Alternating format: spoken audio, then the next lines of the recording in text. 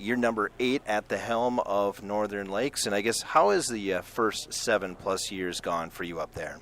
You know, when I first got here, it was a little uncertainty coming into a new program after coaching junior hockey, as you know, for a number of years, and coming from a bigger program in St. Cloud, a little uncertainty, but felt really good to know that we were going to get our kids from the same place, and that's been something that we've been paying attention to, and that's really produced some really interesting things up to now.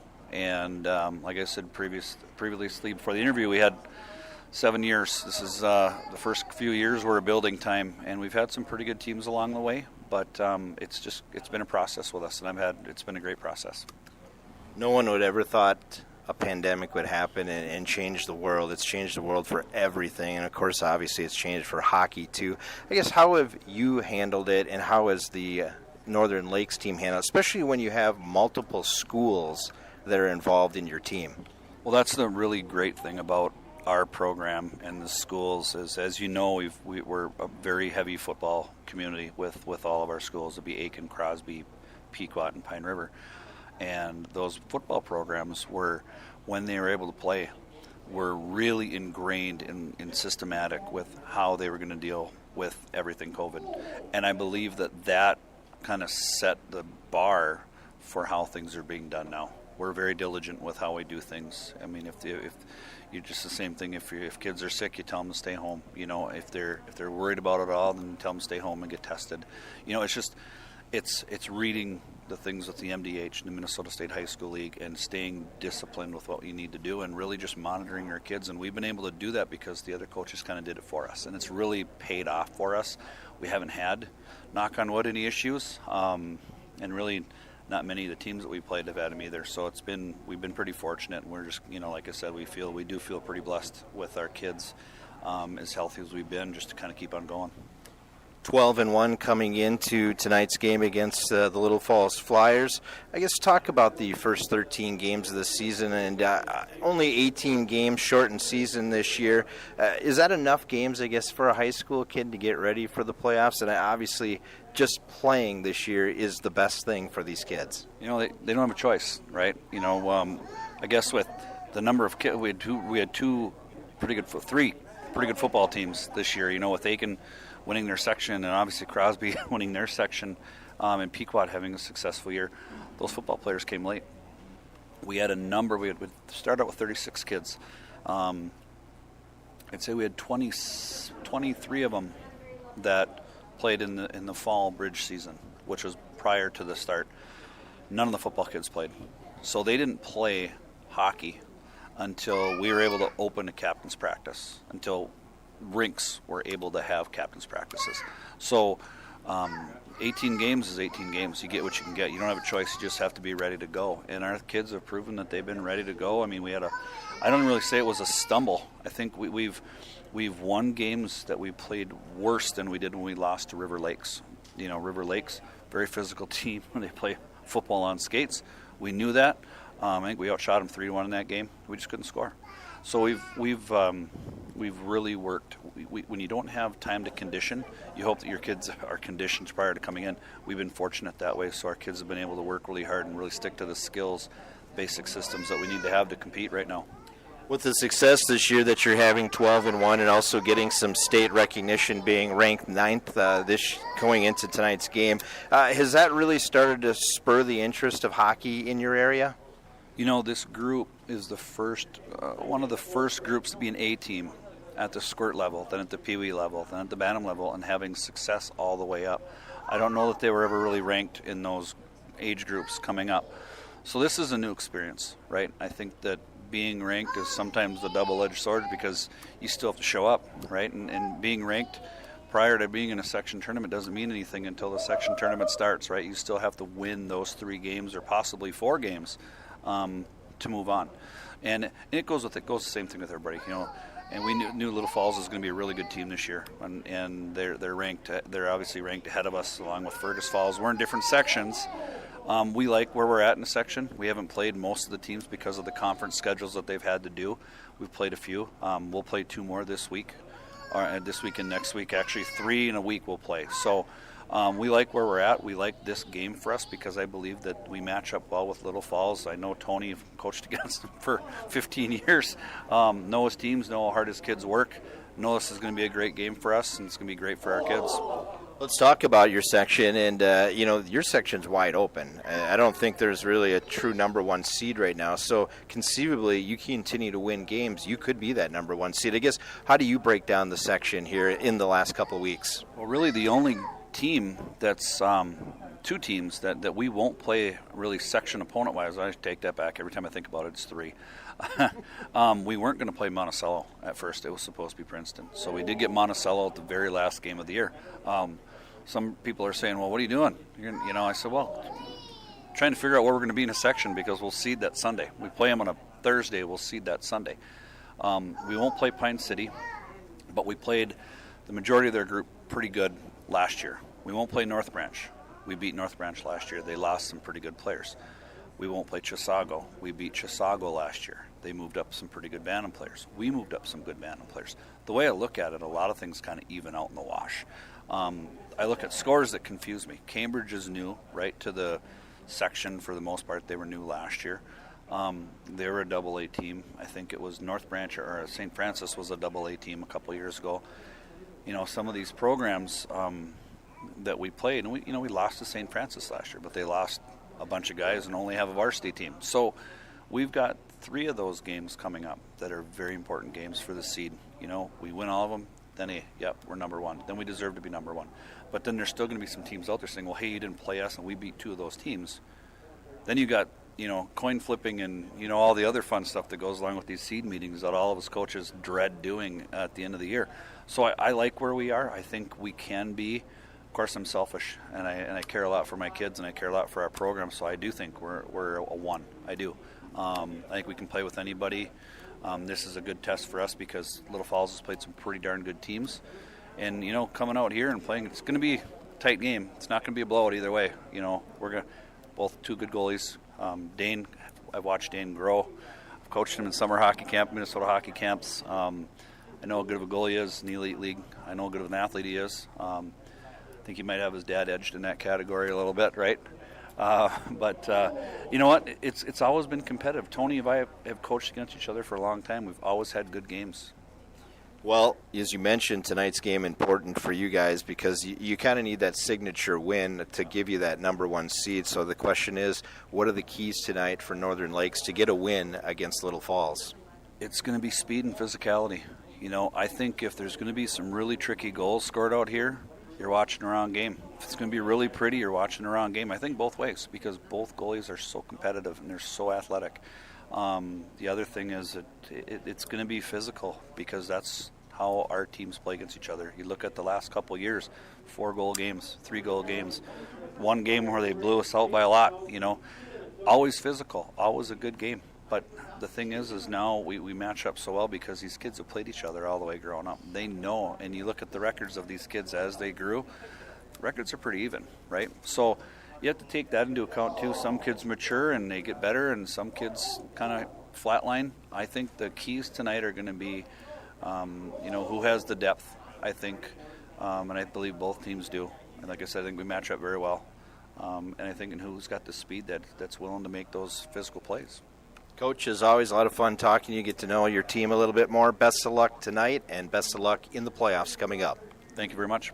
Once again, that's the head hockey coach of the Northern Lakes Lightning. That is Craig Larson. And we'll take a quick break. When we come back, we'll talk to the head coach of the Little Falls Flyers, Tony Kuchar. You're watching Flyer Hockey on Flyer Media Productions and listening on Q92 and FallsRadio.com.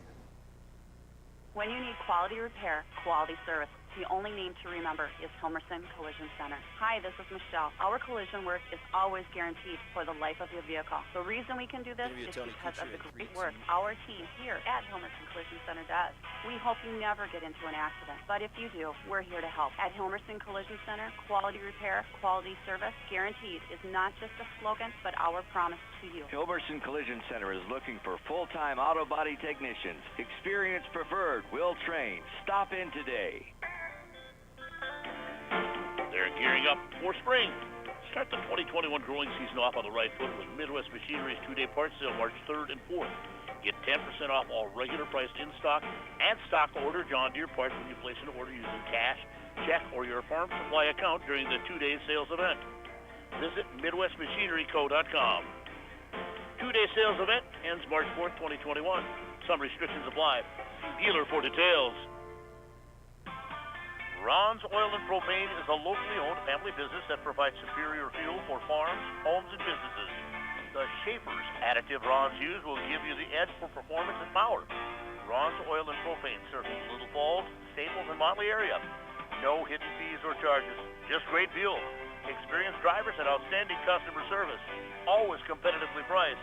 Ron's Oil and Propane, 877-256-3680. We want Rudolph Auto Solutions to be your service and oil change headquarters in Little Falls. Hi, this is Chris Rudolph.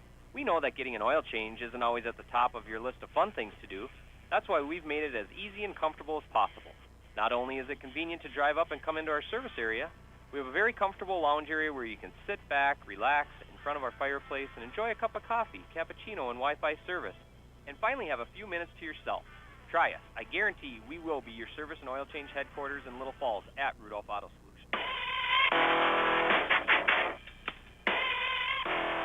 Welcome back to the pregame show. Our coach's interview is brought to you by Hilmerson Collision Center in Little Falls. Joining me now is the head hockey coach of the Little Falls Flyers, that being Tony Kuchar. And Tony, it's been about 10 days, I believe, since the last time you and I had a chance to talk. You had the win over Sartell, and then everything changed after that. I guess kind of walk us through exactly what happened here in the last 10 days. Well, we were, I guess we played Prairie Center on Thursday. I believe it was like the 18th. And then we moved on to play Sartell on Saturday. And then we were to play, Wadena on Tuesday. And then we're going to play Alexandria on Thursday. So we got a call from Prairie Center that just stated that one of their kids tested positive for COVID. So when they go back like that, they go back to a first symptom, and his first symptom, they believe, was Friday night after practice. And so when you test positive, you go back to the your first symptom, which was Friday night, so it put it back to Wednesday, and then we played on Thursday. So he played in a little bit of the JV period, a period of JV and 3 varsity periods. Makes no difference how much he played, just that he played. They can't really guarantee how much exposure there was, by minutes or anything like that. So we got quarantined, everybody, because he played in the JV and the varsity game. So when that happened, we had already played. When we found out, it wasn't until Monday. So we had already played a game and had 2 practices.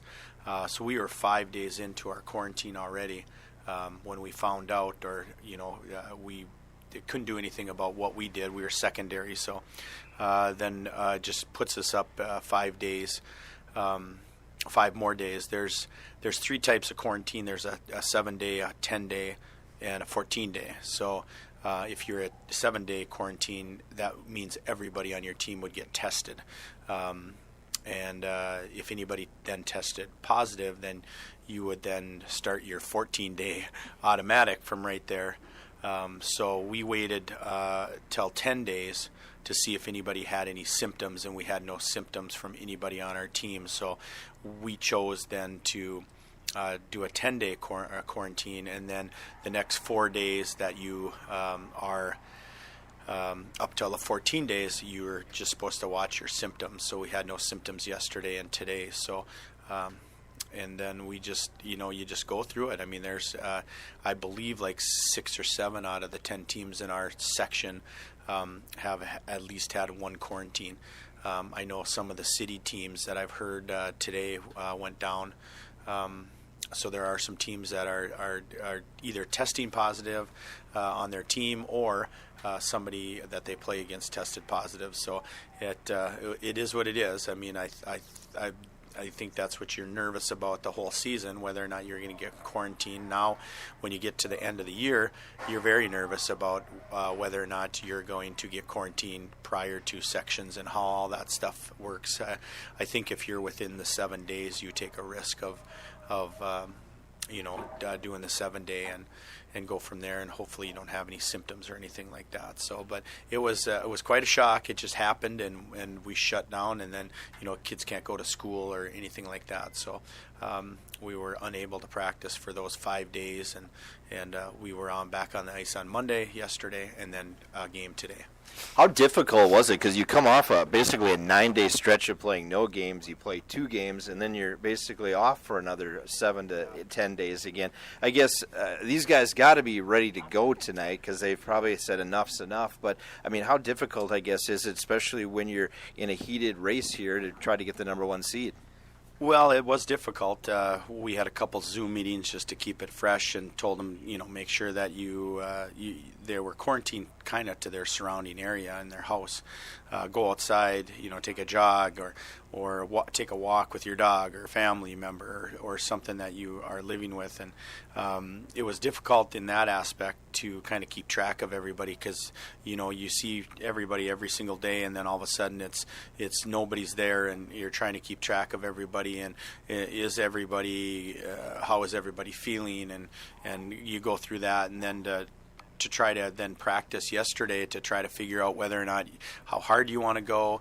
I thought they did a fine job. They said they weren't too tired, but tonight will be the test when they're put in a situation with a game and they have to exert themselves a little more than what they did in practice yesterday. So that'll be interesting. It was very difficult. Like you said, we had a long stretch there with no games, a couple games, and then another good stretch with no games again. So difficult, but I think, like you said, that I think and I hope that they're ready to go. 2 weeks left. You got 6 games and some really huge games, starting with tonight against Northern Lakes. Yeah, they're a team that is, they come into the game 12-1. They're rated, I believe, 10th in the state. They got some kids that play. Their goaltender has played very well this year. I think he's got like a 94 save percentage. They don't have the greatest schedule in the world, but as I told the kids yesterday, you still have to win games. You still have to play, and you still have to compete, and that's what they've done. So they just need to go out, and we need to play fast and furious right away. I think we're faster than they are. Only question that I have is how our conditioning is going to be. But I think we have a little more skill. We've played a little better schedule, so hopefully that will help us. But they're going to definitely come into the game tonight. I mean, this is kind of their a chance to play another ranked team and do well. So we're excited to play. I think they'll probably be excited to play, and we'll just kind of get out there and leave her on the ice and see what happens, and hopefully, like I said, our conditioning stays true, and that we don't have any problems that way.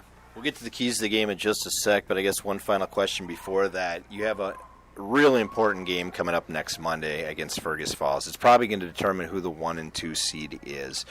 You have a very senior-dominated team, so this should be focused. But how concerned are you? Because you have a game tonight, and then you have a couple more games with, obviously, Dodge County and then Duluth-Denfeld. Yeah, and Dodge County, a very good team.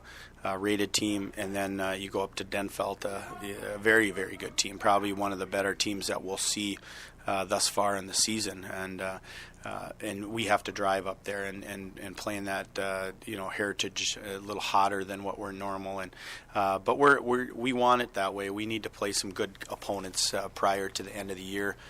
Going back to your question about Monday, it's a tough situation. I believe Tuesday is township elections.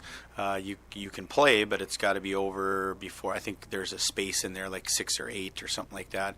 I know that there are some teams that are playing yet on that Tuesday, but we've opted to do that, and it's a tough one because our Monday practices haven't been real great.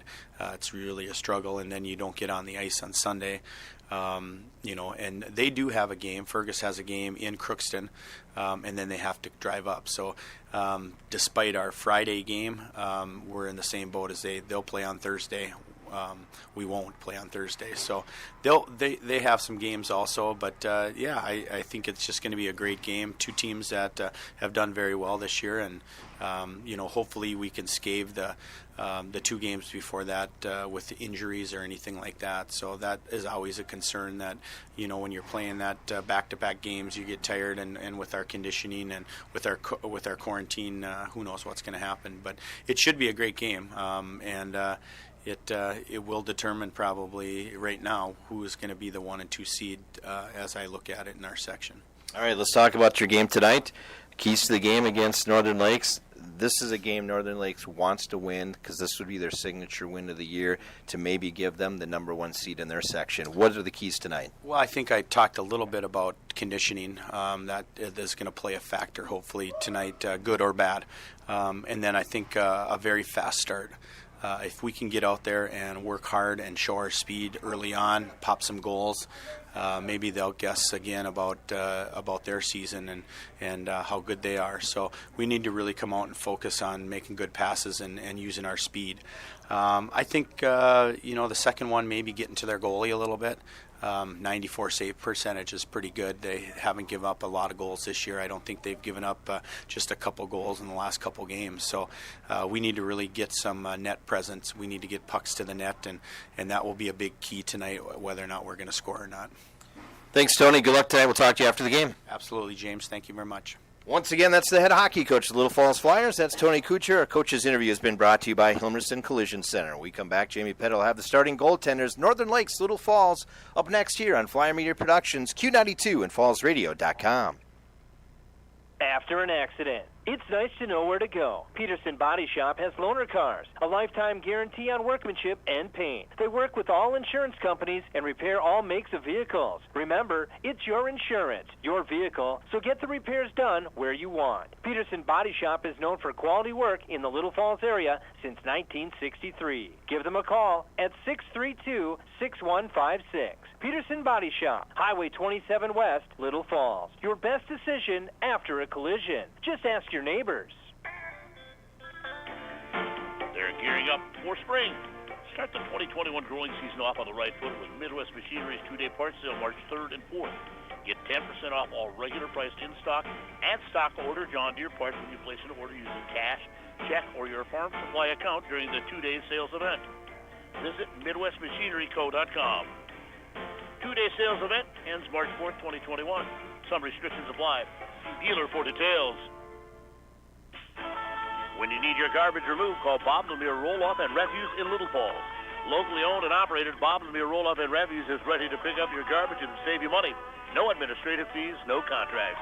They offer both commercial and residential service. Whether you need a roll-off, dumpster, or can, call them today at 320-632-5212. That's 632-5212. Bob Lemire Roll-Off and Refuse in Little Falls. Living and working with you in your community. Fenner, Wenner & Company is a regional independent CPA firm dedicated to serving clients with professionalism and integrity. The firm's professional staff's attention to detail and personal touch promote excellent working relationships with their clients. The firm focuses on serving accounting, tax, and business consulting needs of their business, individual, not-for-profit, and governmental clients. Fenner, Wenner & Company in Albany, St. Cloud, Monticello, Maple Lake, and their new location in Little Falls next to the dam, providing high-quality value, added professional service since 1964.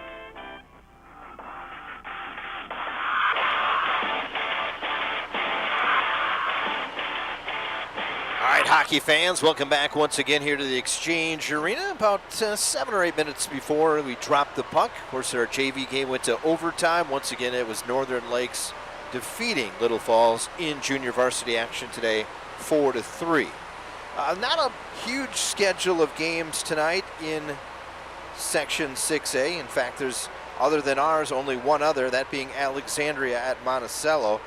The game, Prairie Center at Wadena Deer Creek, that has been postponed until Thursday, and I would assume that is because of the COVID-19 protocol. Yep, Prairie Center, I believe, should be coming off their quarantine possibly tomorrow. And so the game with Wadena Deer Creek will be played on Thursday night in Wadena. So we had Little Falls and Prairie Center quarantined, and both teams will be back on the ice this week. Yeah, and as we continue to go through this pandemic and continue. You know, realistically, this time of year could be the week of the state tournament. Sometimes it's the second weekend of March, but here we now might have some more cases, as head coach Tony Kuchar alluded to, around the state too. So it's just kind of that question mark, what if, what's going to happen, and we just don't know. You don't know, and the thing is, when you have a chance to play games, you play games, because it could all change tomorrow. And sometimes you're just an innocent bystander, and you get a piece of bad news, and it's unfortunate, but that's the way it's going to be the rest of the year. Yeah, unfortunately, I think it's going to hit all the sports at some point here, and I just hopefully for, you know, the athletes and that, they can get as many games, as you mentioned, in as possible. We have been talking about in the pregame show how Northern Lakes is 12-1 and ranked 9th in the most recent Let's Play Hockey poll. They're looking for their signature win, or kind of trying to justify what they've done so far this year. Back in February of 2017, Northern Lakes came in to play Little Falls, and the Lightning were 19-2-1. Wow. Coming into that game, and the Flyers beat the Lightning 6-0. Northern Lakes won 21 games that season, but they lost in the Section 8A quarterfinals. So somewhat similar circumstances. You had Northern Lakes coming in February of 2017. They kind of wanted to justify where they were at, and Little Falls took care of business, winning that game 6-0. And both teams are motivated tonight, you know, for whatever the rankings are worth. I look at it to be more of a conversation piece. Right. Some people are really enthralled with them. They like to talk about the ratings. You know, I look at other things. You know, some people love QRF. I've got issues with QRF. I like to look at the page stat rankings. Unfortunately, the page stat rankings aren't being compiled this year. But I think the best thing to do is you just kind of look at it, use it as a conversation piece, and whatever happens on the ice happens on the ice. Well, in a game like this tonight, you have two teams with only one loss. So regardless of you know, what their ranking is, each team has had a very successful season in the schedule that they've been given. Well, and Craig Larson always does a nice job with his pregame interview. Does a nice job informing us, giving us information prior to the game.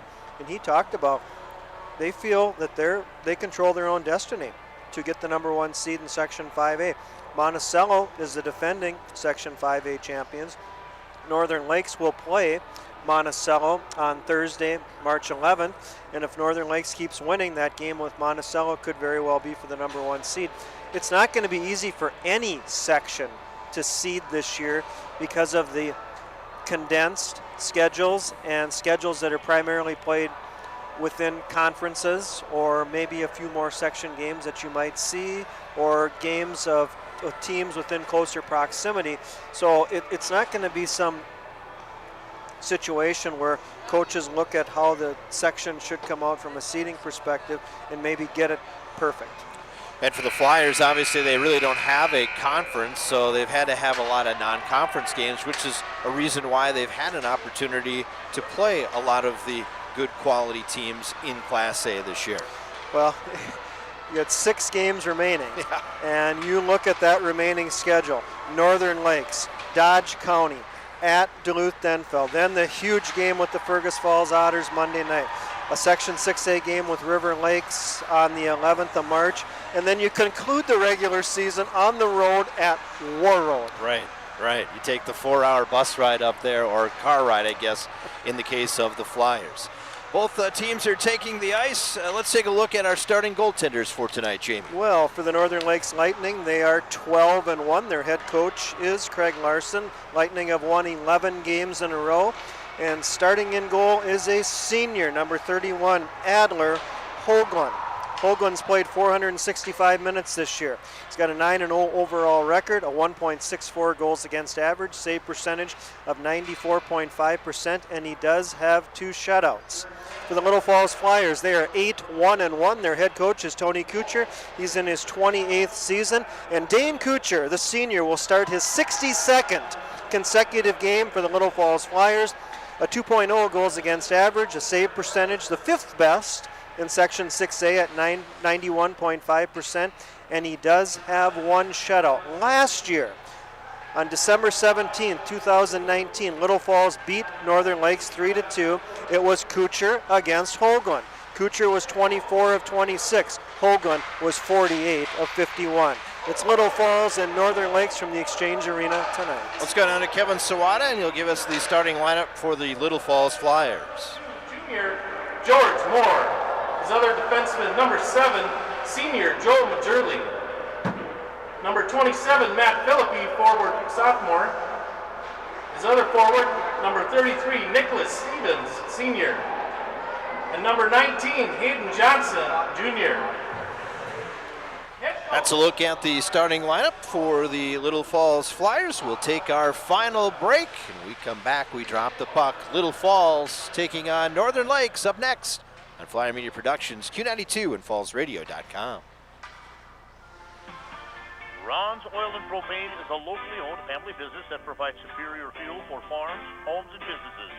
The Schaefer's additive Ron's use will give you the edge for performance and power. Ron's Oil and Propane serves Little Falls, Staples, and Motley area.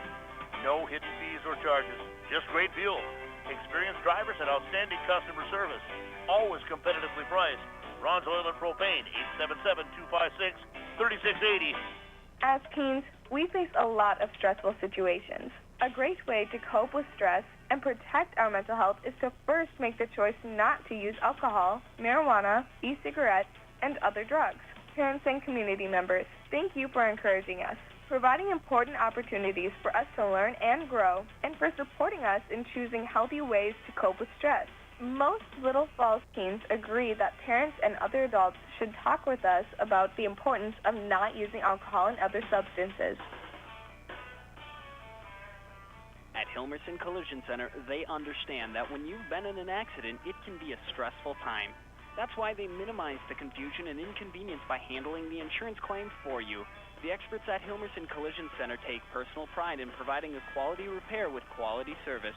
For collision repair from a name you can trust, remember Hilmerson Collision Center. Hilmerson Collision Center is looking for full-time auto body technicians. Experience preferred, will train. Stop in today.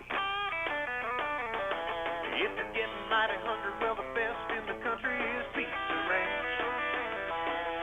The Pizza Ranch in Little Falls reminds you that they offer pickup and delivery. Either order online or call them at 632-8333. It's the Pizza Ranch in Little Falls. It's where life tastes better. Surround them up and head her down to Pizza Ranch. Whoa, that's good.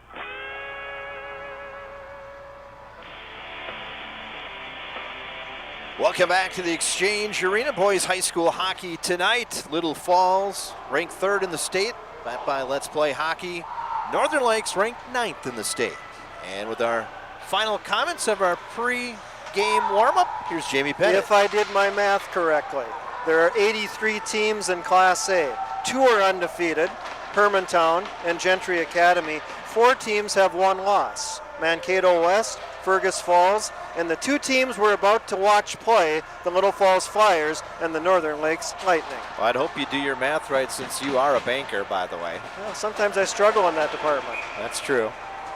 All right, here we go. Puck is down. We're underway with high school hockey tonight here on Flyer Media Productions, Q92, and streaming online at fallsradio.com. Moore gets it up to his own blue line to Philippi. Back to George Moore. Quickly taken away there by the Lightning. So they're in the black uniforms, and the Flyers in their grays tonight for the home team. Out at center ice it comes. Briefly touched there by the Lightning. They'll send it back into the Flyer end. That was Bernu that sent it in deep behind the netminder Kuchar. Flyers having some problems clearing it out of the zone. Tripped up there in the corner that time there was Sealing. Sealing trying to dig it out of there, and it's finally Stevens with it. Nick Stevens will skate it up and pass up there to Philippi.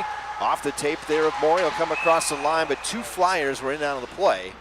And we get our first whistle, and offside with 16:12 to go in the first. No score. And the line chart for the Little Falls Flyers. Nick Stevens centers Matt Philippi and Hayden Johnson. It's Gunnar Gustafson between Carter Rothout and Robbie Kaczynski-Helgeson. Isaiah Gendro centers line 3. Tower Morrison on the left, Gabe Hirsch on the right. 5 defensemen tonight. Joe Majerle, George Moore, Marshall Inez, Colton Johnson, Colin Cray, and Dane Kuchar in net.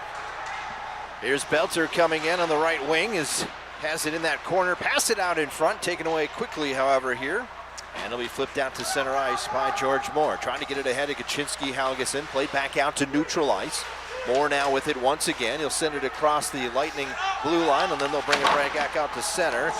Slicer dumps it into the Flyer zone, and he got hit pretty hard just below us as you heard the bang. All the way through now, they'll wave off the icing. Behind the netminder, Hoagland is where the play is. Picked up here now by Miller. And they'll throw it off the boards and out to center ice. Colton Johnson got lit up at center ice pretty good as he tried to put the puck in to the Lightning end. Robbie Kaczynski-Helgeson at neutral ice puts a check on a Lightning player also. Way behind the net now, Dane Kuchar down in the Flyer zone. 15-10 to go here in the first, and we're scoreless. Back to the point it comes now. That's Peterson with it to the right side. Quick shot taken there, that one wide, as Larson took that shot from the right point. Flyers will try to pick up the loose puck and clear it out. They fan on the first attempt. Colton Johnson goes behind his netminder. Pass intercepted here by Peterson as he steps in from the point, plays it in the corner. Played back now to Peterson, now to the right side to Larson. It skips off his tape and back out to neutral ice. Now it's Peterson kind of fanning on that entry pass, and it'll be Oathout sending it all the way on the netminder Hoagland, who plays it back out to center. Back at the Flyer line now, touched here by Majerle. He'll flip it out to center. Dump back in here by Larson. Stick down there by Kuchar. He'll leave it off there for George Moore. Rink-wide pass is caught there briefly by Tower Morrison. He tips it at least into the Lightning zone. 14-15 to go in the first. Still no score. They'll wave off the icing as it could have been played by the Flyers. I think it was touched before it got across the red line. Now an opportunity now in the corner here, and banged up there that time, slowly getting up is Kyler Kuchar, as he took a big hit there that time. Hirsch trying to clear it out, unable to do so. I believe it was Majerle that put that hit on him. This will be rolling all the way down across the goal line extended, and we'll get an icing call coming up with 13:53 to go in the first. Still no score. Northern Lakes last game was Thursday night. They beat Wadena Deer Creek 6-1, and Alder Hoagland played exceptionally well.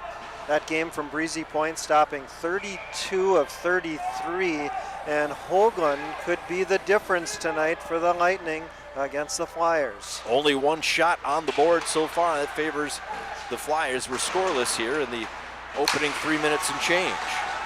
Out at neutral ice it comes once again. Picked up here now by Philippi. Tries to avoid the check. Puck taken away there by St. Clair.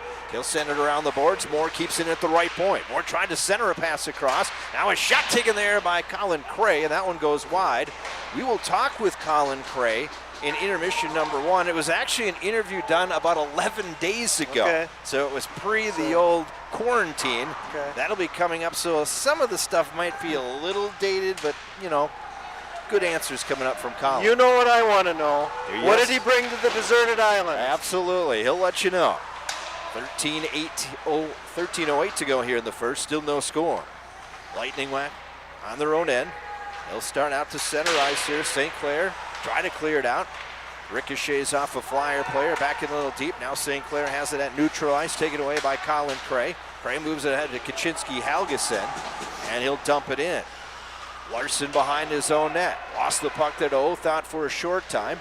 Now back to the left point it comes. That's Majerle.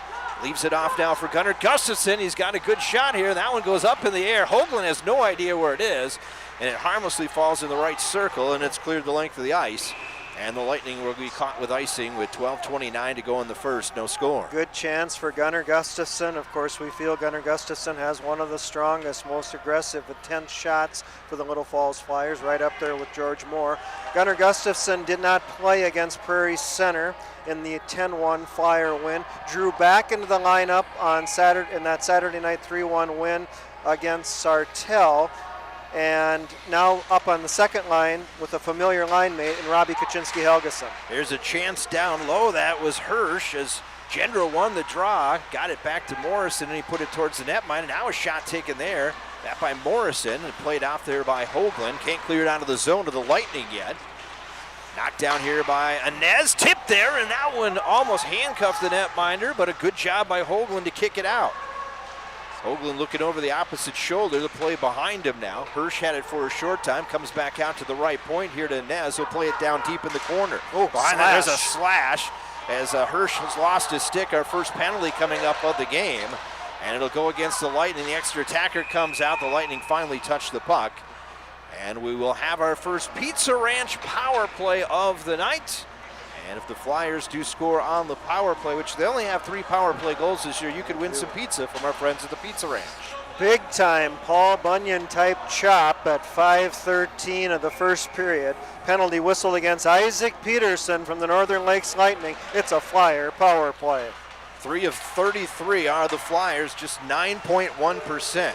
Here's a quick shot by Moore, knocked down there by Hoagland. Puck comes over to the right circle, touched there by Philippi. Now Moore has it back to Philippi, down low, now give and go there. Shot by Philippi, save made there by Hoagland. Wraparound tap shot, score by Nick Stevens. A power play goal, the 4th of the season for the Flyers.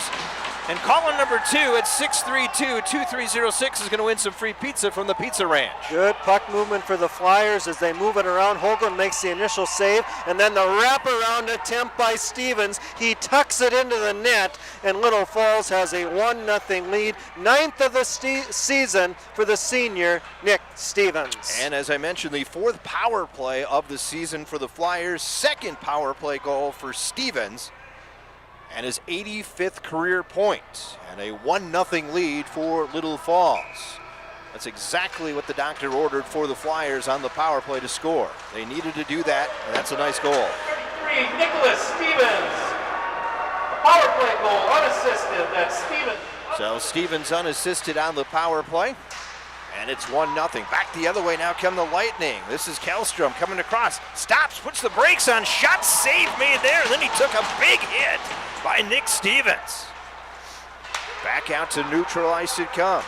Philippi now moving ahead, 2-on-1 developing. Shot there, rebound, save by Hoagland as he robbed Hayden Johnson of a wide open net. Quick shot taken there by Colton Johnson. And Hoagland saves that one once again. Play to the line, not out. Here comes Philippi moving in, shot and net save is made. Puck is underneath him, and the puck somehow doesn't come across the goal line and played all the way back out to center ice. Hoagland has come up with a couple of big saves in this flurry, that time by the Flyers. They lead 1-0 with 10:25 to go in the first. Shots are 11-1 in favor of the Flyers, and Jamie, I think they had about 4 there in about 10 seconds. Hayden Johnson had a yawning net that he was looking to make the deposit into, and Hoagland made the save of the night. Behind the net, this is Hershey now with it. He'll lose it there to the Lightning. Played up to the line there by St. Clair, and he just gets it out to center ice. Quickly picked up there by Majorly, then swatted in by Morrison. Tower Morrison's going to get there first in the corner. He's going to get bumped off the puck. Now Gendro had it briefly behind. Moved around and cleared all the way down, and they'll say it was tipped. They'll wave off the icing. Dane Kuchar comes out. He'll play it away there from a forechecking of the Lightning. Down to 9:35 to go here in the first. Shot goes wide that time of the netminder Kuchar. Picked up the loose puck is Majorly. Cleared out to center ice. Racing after it, going back to get there first. And it'll be played there by Larson. He'll get it up to Peterson, his partner on the defensive side of things. Trying to clear it out. Nice job there by Kaczynski Helgeson to take it away. Tries to pass it down low. Tipped in front. Saved by Hoagland. On the doorstep was Carter Olthout. And once again, Adler Hoagland comes up with another nice save. 12 shots, 11 saves for the netminder Hoagland. Just 19 seconds into the Little Falls Flyers' first power play of the night. It's Stevens striking for the 9th time this season. Stevens on the power play. 5:32 of period 1. It's 1-0 Little Falls. Leonard Gustafson off the draw there, just kind of did the give and go to himself, passed it over, but nobody was home. Back the other way now come the Lightning. Moved ahead here this time is Innes. He'll dump it in deep. Cray goes back first behind his own net. Tries to come out on the left wing side. Oh, there's crunch there. That could be, well, we'll see what they call. It's going to be a penalty here coming up against the Lightning as Innes then scores, but he touched the puck, automatically is dead. And the penalty coming up here, we'll see what they call here, is against the boards. And it was a classic check from behind. We'll see what they decide to do as both the officials are talking right now. As Carter Olthout was on the receiving end of that check from behind along the boards. Shots favor Little Falls 12-1. I mean, I think you got to call it. 5 minutes. Yep. Boarding. It's the right call. And so going to the box for the Lightning will be Darby Belter. 5 minutes for boarding. And a power play, major penalty power play coming up here once again for the Flyers. Pizza Ranch power play in effect. Cleared the length of the ice. And it'll be played by Little Falls. Sheila Gardner of Flensburg was our first Pizza Ranch power play winner. Let's see if we can get another one here. 1-0 lead for Little Falls. Head of steam coming across the line is Stevens. He'll go behind the net now, set things up. Philippi on the right half wall. Philippi fills in out of the circle. Gives it back down to Stevens. Over to Moore. Now to Majurley. Back down to Moore. Moore bobbling it a little bit. Now Majurley, quick shot. That one whistled wide off the glass. Held in by Stevens on the right side. Down low now. Try to be tipped in front there. It'll be cleared out. And down the length of the ice that time by Nybakken for the Lightning. Inside of 8 minutes to go here in the first. Little Falls 1, Northern Lakes 0. 4 minutes exactly to go on the major boarding penalty. That to Belter. Here come across the line. This is Majurley. He'll go behind the netminder Hoagland.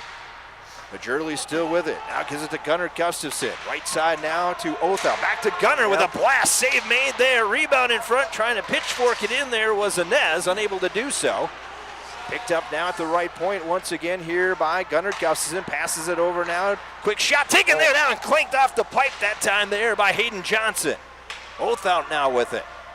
Othell still with it. Gets it back now. Right side. Briskly passed over there to Hayden Johnson. He gets put up along the wall. And it'll be cleared the length of the ice. Another great chance for Gunnar Gustafson, and he unleashed one from just inside the blue line. Hoagland made the save, and Inez couldn't get to the rebound. 3 minutes and 10 seconds to go on the major penalty once again here to the Lightning. They trail 1-0, 6:50 to go here in the first. Flyers back on the attack once again, the offensive zone. Another blast there by Gunnar Gustafson. That one wide this time. Hirsch plays it off the wall, gives it over now to Othell, back to Gunnar Gustafson, left side now, touched there by Hayden Johnson, back to Gunnar Gustafson, floats it in towards there, is knocked down, didn't get out of the zone yet, now it is cleared out to center ice. Some jostling of sticks here just below us there, as that was Kyler Kuchar and Gunnar Gustafson. Some of the fans screaming there for maybe a penalty on the other side for the Lightning, but to no avail. 2:30 to go here on the major penalty. Lightning doing a good job. They've killed off half of it so far. Still 1-0 Little Falls on that power play goal by Stevens. Stevens enters the zone. Played back to the point now to Moore. He'll go to the right wing side, touched there by Philippi. Philippi, nice pass down low. He had a wide open man, Kaczynski Helgeson, but that puck just bounced over his stick a little bit. Otherwise, it might have been bang, bang, 2-0. Stevens in the corner now with it. He'll play it back down to George Moore. His shot is knocked down. Backhand attempt falling down. That was Kaczynski Helgeson, and then off the side of the net, a quick shot was taken there by Majurley as he pinched in from the left side. Now taken here by Philippi. Shot there by Moore. That one wide. Picked up here by Majurley. Gets it back now to Moore once again. His shot knocked down there nicely by Sealing. Kicked out, and that'll at least change up the penalty kill for the Lightning. 1:30 to go on the major penalty. Coming across the line, Stevens now. He'll give it off here to Majurley. Now to Gunnar Gustafson at the point. Right side here to Philippi once again. Back now over to Gunnar Gustafson. Gustafson waits, now passes over to the left side. Quick shot by Majurley. Knocked down nicely there that time by Peterson. And cleared out. Here's an opportunity on a partial breakaway maybe for St. Clair. Quick shot taken there. Rebound. Another shot. Score for the Lightning and a shorthanded goal. And we're tied at 1. As getting mobbed that time there is Holsleiser with the goal. The Lightning blast through the neutral zone. It's an odd-man rush. Kuchar makes the initial save, but following up was Holsleiser. He knocks it into the Flyer net to tie the game at 1. A short-handed marker for the Northern Lakes Lightning. That is the 7th shorthanded goal of the season for the Lightning as they get the odd man rush through the neutral zone. It was St. Clair down the right side, pad save made by Kucher. It wasn't enough because it was Holtzleitzer there to tie the game. And still 1 minute to go here on the major penalty. Lightning, number 10, Carter Holtzleitzer, with an assist to number 17, Jameson St. Clair. St. Clair gets the lone assist. Down to 51 seconds here on the Pizza Ranch power play. We're tied at 1 with 4:33 to go here in the first. Little give and go. Gunnar Gustafsson with a shot. That one goes wide. Here's Hayden Johnson now with it. They'll pick it off the wall. And this is knocked down, nearly intercepted there that time there by Nybakken. Flyers will dump it in. They'll change. 30 seconds left here on the major penalty. Caught now. Here's a chance. This time coming is Kallstrom, and he rolls off his tape. Kallstrom now goes to the end wall behind the netminder Dane Kucher. 18 seconds left on that major penalty. Once again being served by Belter. To the line, held in there for a short time, and now Majorly with just 9 seconds left. He'll come across the line with it. Majorly still moves in. Tough angle shot, save made there. Keeping it in there was make that Philippi. Now a tip there, just wide as it was Hirsch down low, got the pass there from Moore. Behind the net now, penalty time's expired. We're back to 5-on-5 hockey. So a great job there for the Lightning. They not only kill off the 5 minutes, they also tie the game up at 1 with a shorthanded goal, and this will go off the netting behind. And we'll get a whistle and a stoppage of play with 3:26 to go here in the first. We're tied at 1. Shots are 20 for Little Falls, 3 for Northern Lakes. And the equalizer came at 12:06 of the first period, a shorthanded goal for Carter Holtzleitzer, his 5th of the season. Single assist, Jameson St. Clair. Face off in the right circle to the left of the netminder Hoagland, who's seen 20 shots his way with 19 saves already. He's had a great period. White in the corner now. Still controlled here by Little Falls. Trying to kick it to his skate. From skate to blade that time was Philippi. Able to keep it in as Colton Johnson. Got it to brother Hayden, and it's flipped to the line, not out. Colton keeps it in. Colton Johnson now with a shot. Hoagland with the save, covers up. And getting tied up there is one of the Flyer players, actually, that being Stevens, and Stevens is always around the netminder. Yes, he is. Prior to tonight's game, the Northern Lakes Lightning 12 wins and a loss. They had 18 specialty teams goals, 12 on the power play, 6 shorthanded. Little Falls 8-1-1. They only had 3 specialty teams goals, 3 on the power play, no shorthanded. Little Falls has a power play goal here in the first. The Lightning have 1 shorthanded. There's a race for the puck now. It's going to come on Dane Kucher, and he's just going to glove it. And then he got sprayed there at the end by Belter, who already took the 5-minute penalty for the major boarding. 21-3. Little Falls has the shots on goal advantage. And Hoagland has come up with a couple huge saves, to say the least, in the Lightning net. We're tied at 1, 2:44 to go here in the first. Don't forget, intermission number 1, we'll talk with Colin Cray. Intermission number 2, we'll run down some of the scores around the state, plus we'll take another look at Section 6A. Icing here on the Flyers is Isaiah Gendro unable to catch up to it in time. Well, Gendro is the third-line center tonight. Tower Morrison on the left. Gabe Hirsch, the senior, on the right. Gabe Hirsch was the Little Falls Flyers' leading scorer last season. Off to kind of a slow start this year with 2 goals and 8 assists for 10 points as Coach Kucher is trying to find that right combination on the third line. Draws one there by Little Falls in the left circle. Colton Johnson plays it over there to Moore, intercepted. Quick shot taken there by Sealing. Save made by Kucher, and then Sealing was pushed aside. With 2:24 to go here in the first, tied at 1. That is the 5th shot of the game for the Lightning. 4 saves for Dane Kucher. Tyler Sealing very close to the goal line extended, takes a shot from a sharp angle, and Kucher's able to vacuum up that puck. Faceoff coming up in the right circle to the left of the netminder Dane Kucher. Draw one this time by the Lightning. And the shot there by Sealing is knocked down in front. Goes into the corner now. Nybakken sends it back to the point. Held in there by Enstrom. Now trying to post it out to center, unable to do so. on the first attempt, and then the second attempt is knocked down by Nybakken. Nybakken, quick shot there. That actually hit Gunnar Gustafson, stung him a little bit. Gunnar now is trying to find the puck. He has it.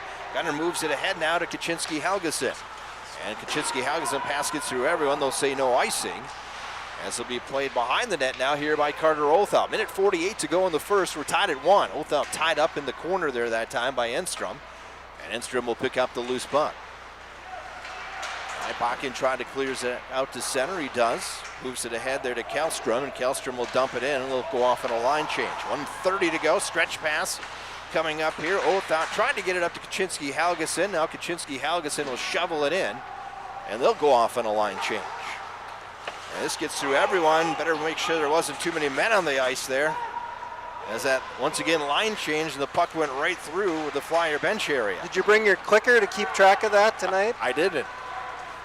There's a quick opportunity now back the other way for Little Falls, and Matt Philippi, who's made himself kind of the goal scorer of this team, gets a pass now over to Hayden Johnson. That one, an opportunity down low as Hoagland got a piece of it.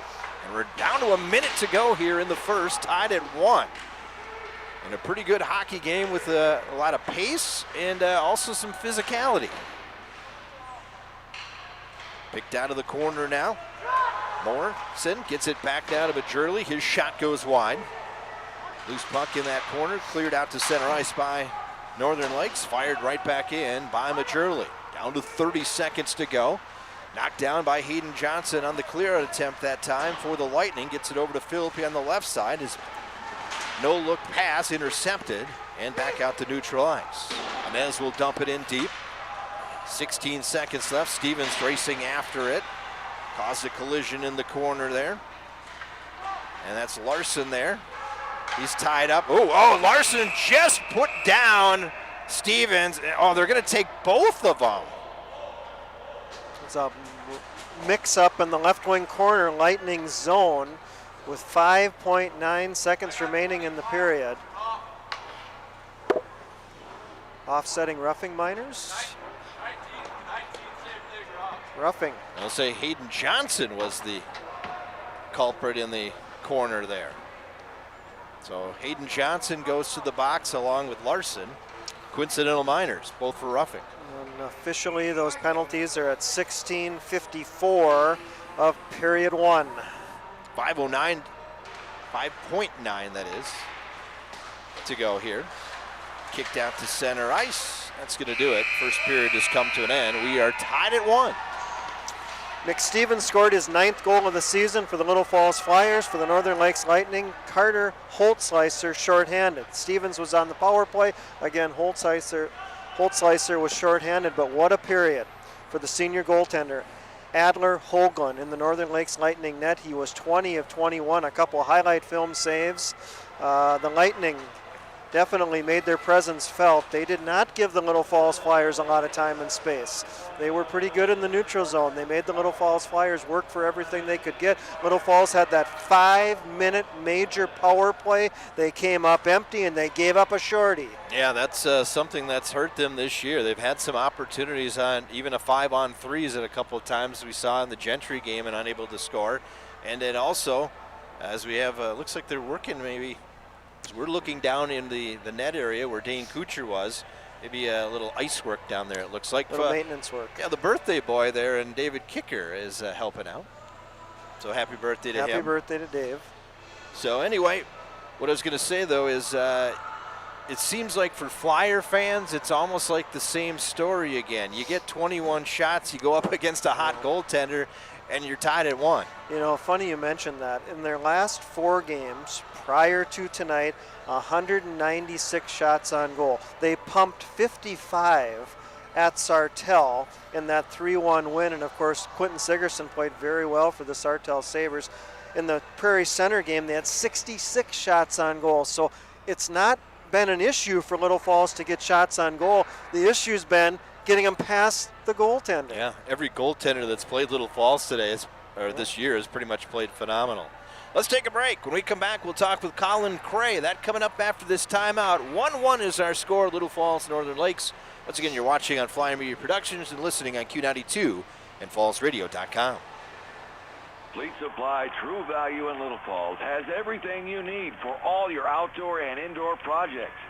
They have a great selection of tools, kitchen, pet, and paint supplies, footwear, and so much more. Also, check out their great monthly bargains with tons of in-store savings. Fleet Supply True Value, your complete farm and home store. Located in 1800 First Avenue North in Little Falls. Behind every project is a true value.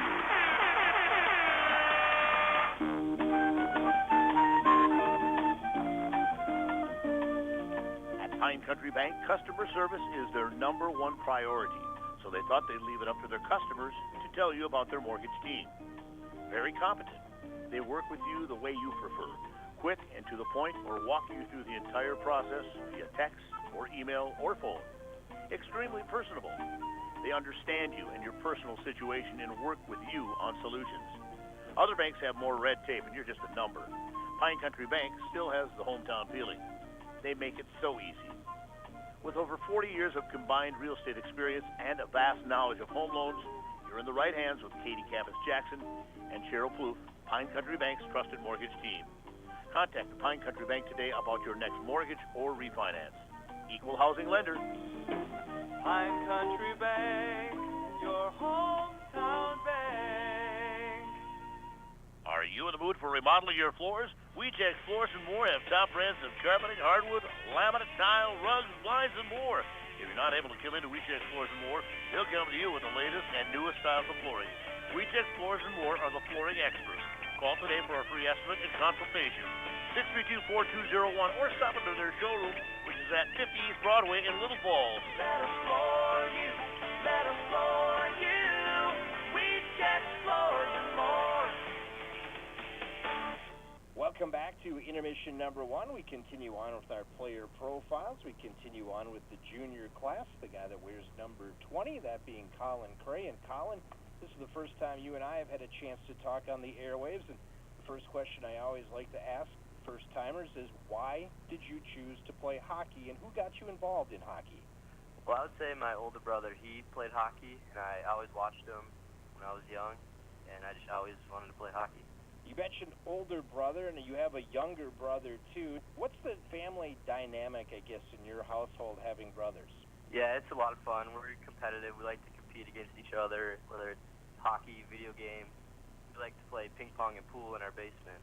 Now, this is kind of a joke a little bit, Colin, but I know your dad a little bit, I guess, and I know that he was never a hockey guy. So I guess, how has he, turned into a hockey parent over the years? Yeah, he always played basketball, but he's grown to like hockey, I think. Coming into the season, where did you feel you'd be on this team, and kind of what did you expect, I guess, this year? Coming into the year, I knew I'd be on the edge between JV and varsity. I knew I'd have to work hard to steal a spot, and I'm happy where I've been so far. Yeah, how has the season gone for you this year? I mean, I guess you've really, going from the JV level, Bantam level, JV level, down to the varsity level, have you noticed the speed difference, I would assume? Yeah, it's definitely a big speed difference. Varsity's a lot faster. For practices, we work hard, and that helps to make the adjustment.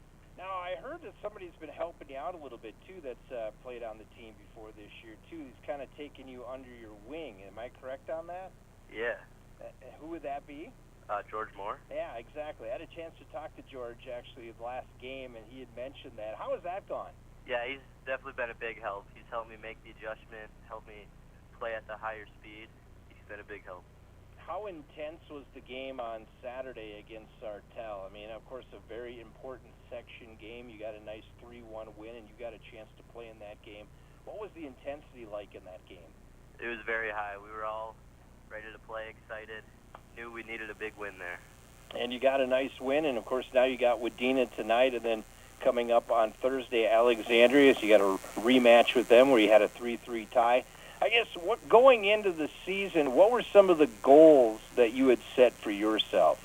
The first would be definitely just play varsity, seal the varsity spot, and then help the team, contribute in every way I can. All right, we're going to find out a little bit more about you since this is the first time we've had a chance to talk. So here we go. We got some rapid-fire questions. Do you have a favorite hockey team? And if you do, what would that favorite hockey team be, I guess, at the NHL level or the college level? I'm a big Gopher fan. Gophers? Gophers, yeah. Okay. All right. How does that go over in the locker room? Because I know we have some Husky fans, some Sioux fans. The Kuchers are big Sioux fans, but... I like that. I've been a Gopher fan all my life, so Colin, you and I, we can hang out, okay? All right. Do you have a hockey idol that you've looked up to at all? Bobby Orr. Ah. He plays defense. Yeah. I play defense, and yeah. Bobby Orr from the Boston Bruins. Yep. Absolutely. Hey, are there other sports that you play or follow? Yeah, I like baseball. I play baseball. You're a baseball guy then. Yep. Do you have a favorite team in the baseball world? The Twins. Twins? Okay. Yep. How do you think the Twins are going to do this year? I think they should do well. They lost Rosario, but we should hopefully make the playoffs. That's hopeful, yeah. I mean, it's been a couple, since they got Rocco Baldelli on board, they've been making the playoffs, haven't they? Yeah, they have. They've been doing well. And it seems like he's the perfect fit for this group of guys, so hopefully that can continue for this year. I'm sure since you're a kid, you like to eat food, so what's your favorite food to eat? Steak. Steak, okay. Yep. And do you have My dad can grill a really good steak. a grill? Nice, nice. You'll have to invite me over sometime then if your dad's grilling. All right. How about a favorite restaurant? Do you have one? Restaurant? Cabin Fever here in Little Falls. Okay. Well, that's. It looks like it's going to be something different here soon. So I saw that. Yeah. So we'll see what that's going to be. That should be interesting. How about? Do you watch much TV? Are you a movie guy or anything? And if I guess, do you have a favorite movie, favorite TV show? Favorite movie? Tommy Boy. There you go. Yeah. Big guy, little coat. Yep. Okay. How about TV? Do you watch much TV or not? I don't watch much TV, All right. but TV series I like is Friends. Friends? Okay. Yep. You like all the classics. Yeah, I do. Yeah, you're a young guy with an old soul, huh? Yep. Okay. So if you could pick a dream job, your dream job, what would it be? Probably something in the medical field. Okay. Going to follow the parents' footsteps. Yep. Gotcha. Mm-hmm. All right. Now, I gave you some other questions, so I think you'll be ready for these. So if you were an animated character, who would you be and why? The Roadrunner from Looney Tunes. Okay, I got to ask why. He's really fast, and he always outsmarts the coyote. All right. I like that. If you became shipwrecked on a deserted island, had all your human needs, food and water, were taken care of, what 2 items would you want to have with you? I'd want to have my phone so I could call someone, and then a fishing rod. There so you I could go. pass the time and go fishing. I like it. I like it. You're the first person that said the phone. Really? Yeah. So the only question I guess would be is how are you going to recharge the phone? I don't know. I've tried to figure something out. Well, if you're a young guy with an old soul, you remember Gilligan's Island, right? Or have you ever seen that? I have not. Okay. Well, check that out, and you can see how they actually had a transistor radio. Okay. Or ask your mom or dad; they might know. Okay. Hey, speaking of mom and dad and the family, how would they describe you? I guess. Well, I hope they describe me as nice, funny, reliable, but I don't know. Well, it's what you hope, right? Yep. And favorite song to listen to? Do you have a favorite song prior to competing to listen to, or I guess even if it's not a favorite song to listen to prior to competing, some music that you like listening to? Yeah, I don't know if I have a favorite song, but music group is The Score. I like to listen to them before a game. The Score, okay. Yep. And what kind of music are they, I guess? I'm not familiar with The Score. They've got some high-energy rock songs that I like to listen to. Okay. I'm a rock guy, so that's good. I'll have to check that out. Hey, what's the best piece of advice you've gained from your coaches? That'd be if you're going to make a mistake, do it going 100%. Don't be afraid to make a mistake. Just work hard, and good things will happen. I like it. Hey, Colin, we're only a few weeks away from the playoffs. Some big games are coming up yet, too, for your team. I guess what's some of the things that you guys need to do yet to get yourself ready for that section playoff run?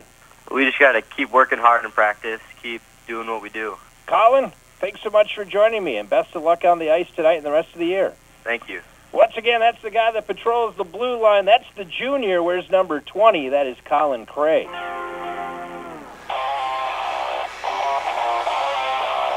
And thanks to Colin Cray, and once again, he's got some shifts out there tonight on the defensive side. And yes, the first kid in the interview that said they want to bring their cell phone. Yep, they need to bring their phone, but then you pointed out he'd have a tough time recharging it after a while.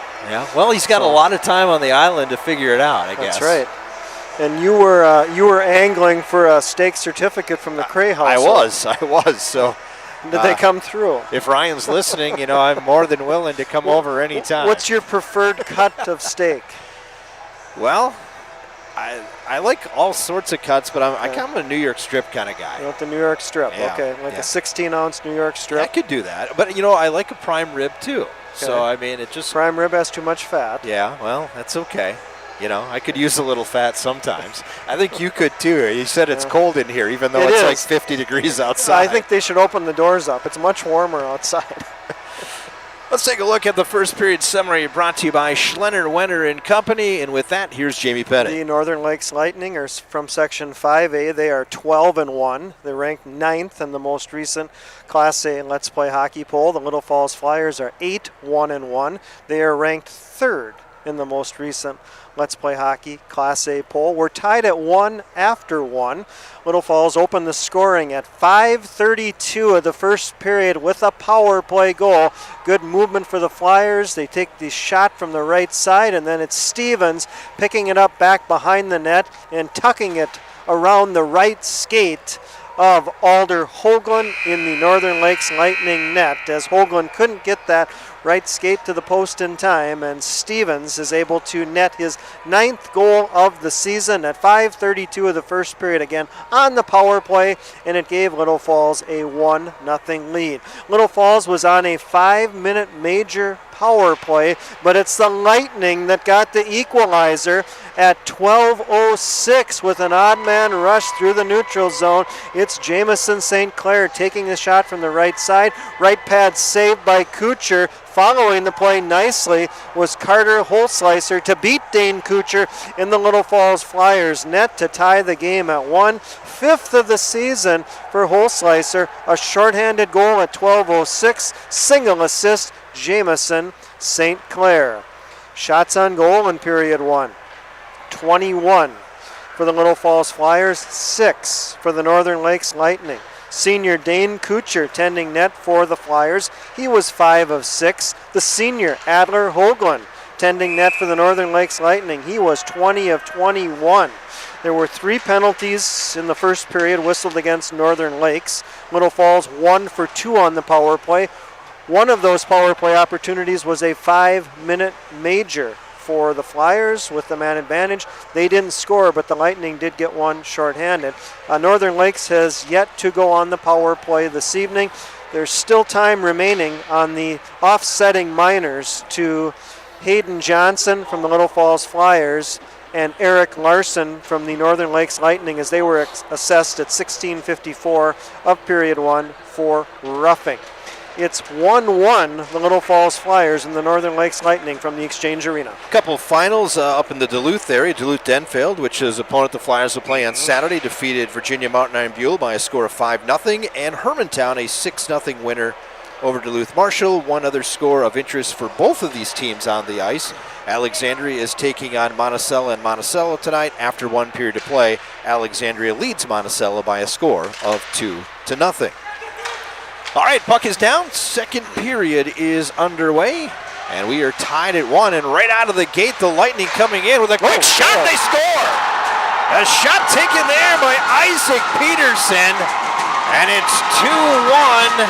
Northern Lakes just 10 seconds into period number 2. A blistering drive from Isaac Peterson from the Northern Lakes Lightning beats Dane Kuchar. We have a chance to take a look at it here on Flyer Media Productions. Little Falls unable to clear the zone, and it's Peterson stepping into a shot and rifling it past Kuchar to give the Lightning a 2-1 lead 10 seconds into the second.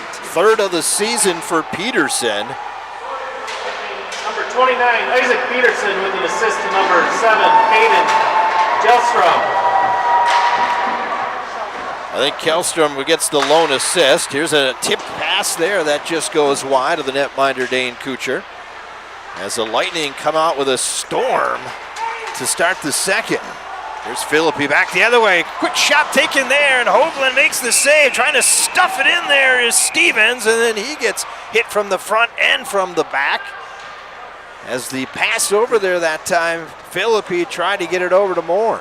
Well, of course, with Hayden Johnson in the penalty box, serving that 2-minute minor for roughing, offsetting minors, the Flyers had a different line combination out there. They had Philippi, Stevens, and Bricky. It was a good pass from Philippi to Bricky, and Bricky couldn't beat Hoagland. Hoagland's been strong in the Lightning net. Here's Othout. He got tied up just a little bit of a hook there as play continues on. And a 2-1 lead for Northern Lakes, their first lead of the game. Played right behind it, or down below us here. Here comes the Lightning now at center ice, moved ahead. Bernew will dump it in, quick shot there. Kucher makes the save, bounces off the glass at a tough angle, and then is knocked down there by Kaczynski Helgeson. He'll skate it out to center ice. He'll get it across the line. Bumped off the play that time there by St. Clair. Behind the net now, it's taken here by Bernew. Can't clear it out of the zone. It was held in by Moore. Opportunity here now. Kaczynski Helgeson gets it back to Gunnar Gustafsson. Give and go to Kaczynski Helgeson, but a nice poke check of the stick there by Hoagland. As Kaczynski Helgeson was just a little too far in deep on that one. Now Kaczynski, a monster hit as the pass was going to Othout and he got hit hard. Villarreal clobbered him at the side of the net. Very close to that, could have been interference. Puck played behind the net now here, down in the Flyers zone. This is Majorly being just hounded there right now by Holtzleiser, who's got one of the goals here. He's got that shorthanded goal for the Lightning. There's a lot of stick work on both sides. We'll see if the officials allow it to continue. Holtzleiser lost the puck there. Now it is Gendro trying to clear it out of the zone. Innes nearly had it. Back out to neutral. Gendro will send it down in the Lightning zone. Played off the boards, but not out of the zone. Moving in. Backhand attempt. That's Hirsch with it. Hoagland has to make a save there. And then it's kicked out to neutral. Race for the puck. Going back there is Majorly. He'll play it away that time there for Bettler. And then way in on the play there is Bettler, as he'd have been offside, so he has to come back. And Bettler puts a big hit there on Colton Johnson, who loses the puck. Tower Morrison now. We'll play it back now here to Majorly. Now over to Colton Johnson, up to Gendro. Gendro got around his man, but then we'll go to the bench, and it'll be Stevens will come out. Inside of 14 minutes to go here in the second. Northern Lakes 2, Little Falls 1. Moore now gives it off there to Philippi. Save made there by Hoagland. Another shot towards the net by Moore. And played out to neutral ice. Moved ahead now, this is Nybakken. Nybakken comes in on the right side. Kucher going to play it away. He'll play it over to Philippi, who leaves it in the corner there, but it's touched this time by Sealing. Sealing tied up there with Colin Cray, our first intermission guest. Cray still trying to dig it out of there from Sealing. Played to the line, not out. Held in by Enstrom as he pitchforks it towards the netminder. Dane Kucher gloves it. And we'll draw a face-off with 13:20 to go here in the second. Northern Lakes 2, Little Falls 1. This first line for Northern Lakes, Kellstrom, Nybakken, Sealing, not the first line that was scheduled to play. Colton Craig was a late scratch for the Lightning, so Sealing moves up to the left wing on that first line for the Lightning. Kellstrom and Nybakken are the leading scorers for Northern Lakes this season. And you might remember the Craig name. Mike Craig is his dad that used to play for the Minnesota North Stars, if you remember that. I love the old North Star jerseys. Unfortunately, he's not in the lineup tonight. Al Shaver, one of my favorite hockey broadcasters on the radio. You mentioned Al. I got a chance to do a Warroad Roseau game with Wally Shaver when I lived up in Warroad and did Warroad Roseau games. It was Warroad against Roseau. You know, it was funny in the Warroad Roseau matchup. I had 5 games, and Warroad. I was for the Warroad radio station. I was 5-0 against Roseau. 5-0. Okay. And we got a penalty coming up here. Kristen Crutcher ripped down a Flyer in front of the Lightning net. That's the one thing I did notice about the Lightning coming in on the stat sheet, Jamie. They have a lot of penalty 53 penalties in this coming into tonight. 147 penalty minutes coming into the game. Not the penalties have not been a problem for the Little Falls Flyers.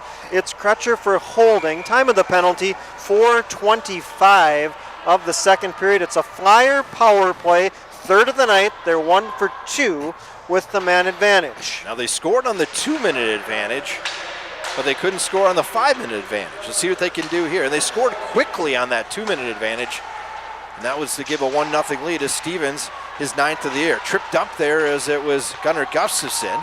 Played back out to neutral ice by the Lightning. Now touched here by Olthon on the right wing.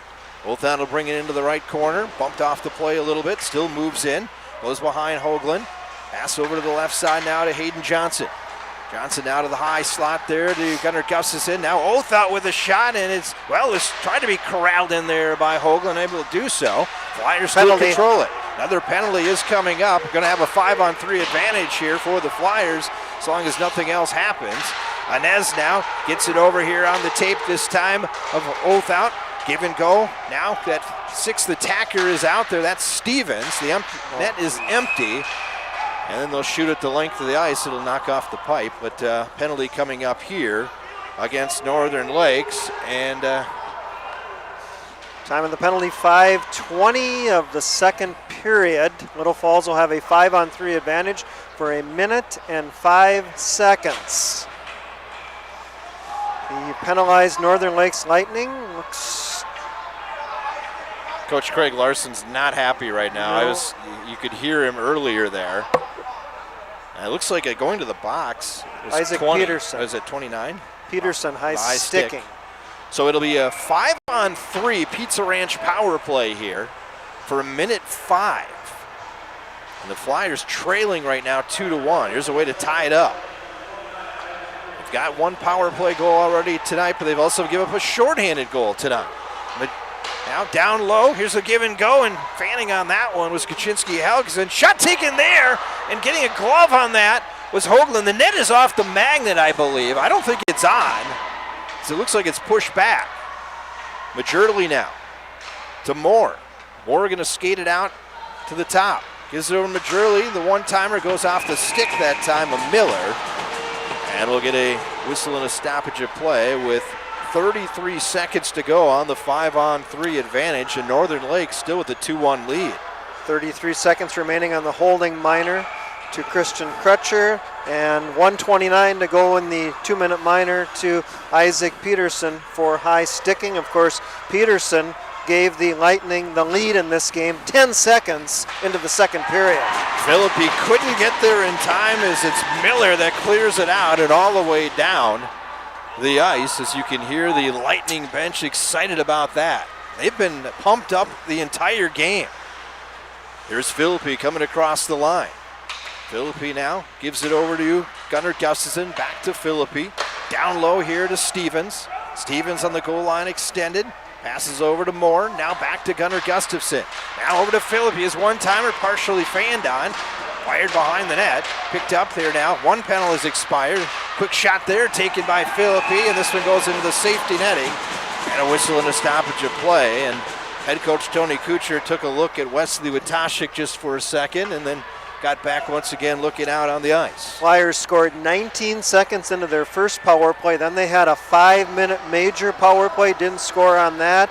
Just had a 5-on-3. The first penalty has expired to Northern Lakes' Crutcher. It's 5-on-4 for 50 seconds. As Wesley runs the power play here, so he's kind of helping out the guys right now. Aiden Johnson plays it off the boards. Luckily down low here to Hirsch. 38 seconds to go on the 5-on-4. 10:15 to go in the second. 2-1 is our score. Northern Lakes lead. Shots are 29-11 favor the Flyers. But they're trailing right now. Morrison gets it over now. Right side, I checked that was Gunnar Gustafson. Over now to Olthon. Back to Gunnar Gustafson. His blast is knocked down in front. Olthon now lost the puck there, and it's cleared off the glass by Kellstrom and all the way down.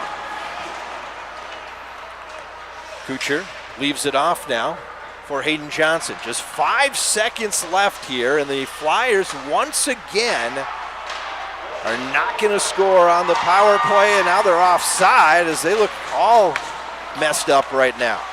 Coming across the line now, moving ahead. This is St. Clair.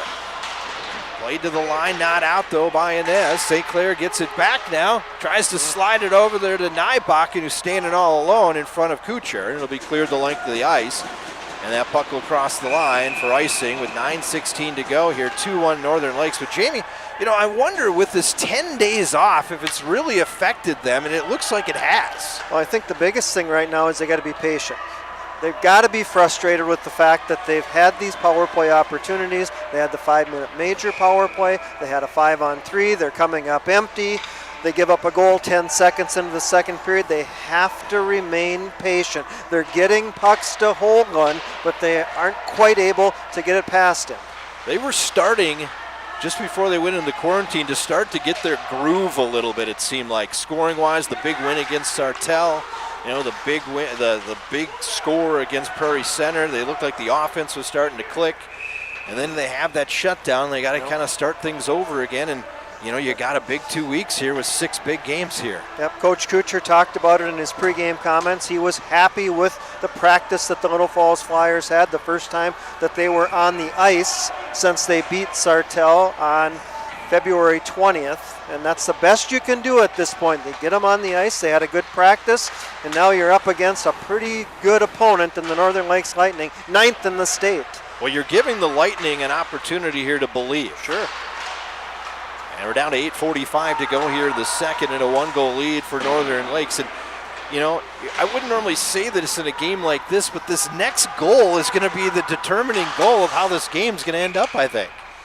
I mean, if it's a 2-goal lead for Northern Lakes, the way they are playing tonight and the way Hoagland is playing tonight, he is the difference right now. Well, the Lightning have scored 2 unanswered. It was Stevens opening the scoring at 5:32 of the first period on the power play. Lightning answered with a shorthanded goal from Holsleiser at 12:06 of period 1, and then just 10 seconds early in period 2, it was Peterson giving the Lightning the 2-1 lead. Peterson's third of the year. One thing the Lightning have done better in this period is they have not given up as many shots, which means they're pushing the Flyers out more on the perimeter and playing even better defense as they're coming in, as we get an icing call coming up here. Shots in this period, 8 for the Flyers, 5 for the Lightning. Face off in the Lightning zone to the right of senior goaltender Adler Hoagland. It's the Flyers' second line, Gustafson centering Olthout and Robbie Kaczynski-Helgeson, opposed by the Lightning, looks like their third line. Gustafson passed over to Kaczynski-Helgeson off the skate there of Cray. Tries to keep it in at the right point. Played back out to neutral ice. No icing here. As Moore will go back and pick up the loose puck with 8:05 to go in the second. Northern Lakes 2, Little Falls 1. Laid up at neutral ice. Gunnar Gustafson with it. Comes across the line with Kaczynski-Helgeson. Leaves it back now for Cray. His shot there is tipped actually by Enstrom and goes just wide of his own netminder. In the corner now. Comes behind the net. This is Olthout with it, the freshman. Being tied up there, thrown around all over the place. And who's going to come up with it? Carter Olthout. Plays it now down low. Here's a shot by Cray. Save made there by Hoagland, and he sticks it out into the corner. Really nice pass by Robbie Kaczynski-Helgeson. Back to Cray near the line. Olthout now in the corner along with Kaczynski-Helgeson. Where's the puck? Kaczynski-Helgeson now has it. Goes to the goal line extended. Passes it out now to Moore, who just keeps it in at the right point. Slides over to the left point with it. Goes into the left corner. Touched there now by Gustafson. Intercepted, however, there by Holzleitzer. Can't clear it out of the zone. Gustafson plays it in a little deeper. 7:05 to go here in the second. And a 2-1 lead for Northern Lakes. Flyers getting a little bit of offensive presence here. Haven't got a really good quality shot yet there, as that shot is knocked down in front there by Innes. Held in at the right point, and then just out to center ice it comes. George Moore now trying to get away there that time as he's being tied up. And finally it's cleared the length of the ice by the Lightning. Dane Kucher now gonna move it ahead. He's got a man open. That's Hirsch, who slides it over to Tower Morrison. He shoots, and a big save by Hoagland. Morrison came off the bench onside too, and got that pass from Gabe Hirsch, and good save once again by Hoagland. As that was the 32nd shot, 31 saves for Alder Hoagland. In the corner now, Morrison Trying to get that puck away there from the defensive Peterson.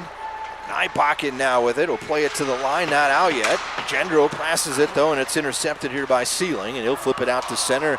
Too far there for Kellstrom, icing the call here on Northern Lakes. They lead 2-1 with 5:54 to go in the second. Kellstrom tried to get his glove on that puck, unable to do so. The Lightning are called for icing. Another offensive zone faceoff for the Little Falls Flyers. Coach Kuchar mentioned in his pregame comments before the Sartell game, a 3-1 win for Little Falls, that he wanted to see the Flyers win more faceoffs. He thought that if they can win more faceoffs, especially in the offensive zone, they could get a few more goals. Oakland another save there off the shot. Now tipped there just wide by Hayden Johnson.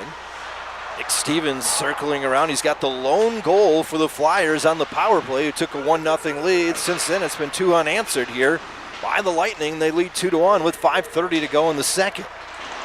Played up to the line and past Majurley. Majurley and Inez are going to go back. Who's going to get it first? It'll be Majurley. He'll go behind his own netminder. Plays it off the far wall. Out to center ice it comes. Picked up here now. Moved ahead this time by Villarreal. Touched there briefly by St. Clair, and we get a whistle and a stoppage of play. I think that puck found the safety netting. I think so too. In the Flyers zone. That'll bring the face-off outside the Little Falls Flyer blue line.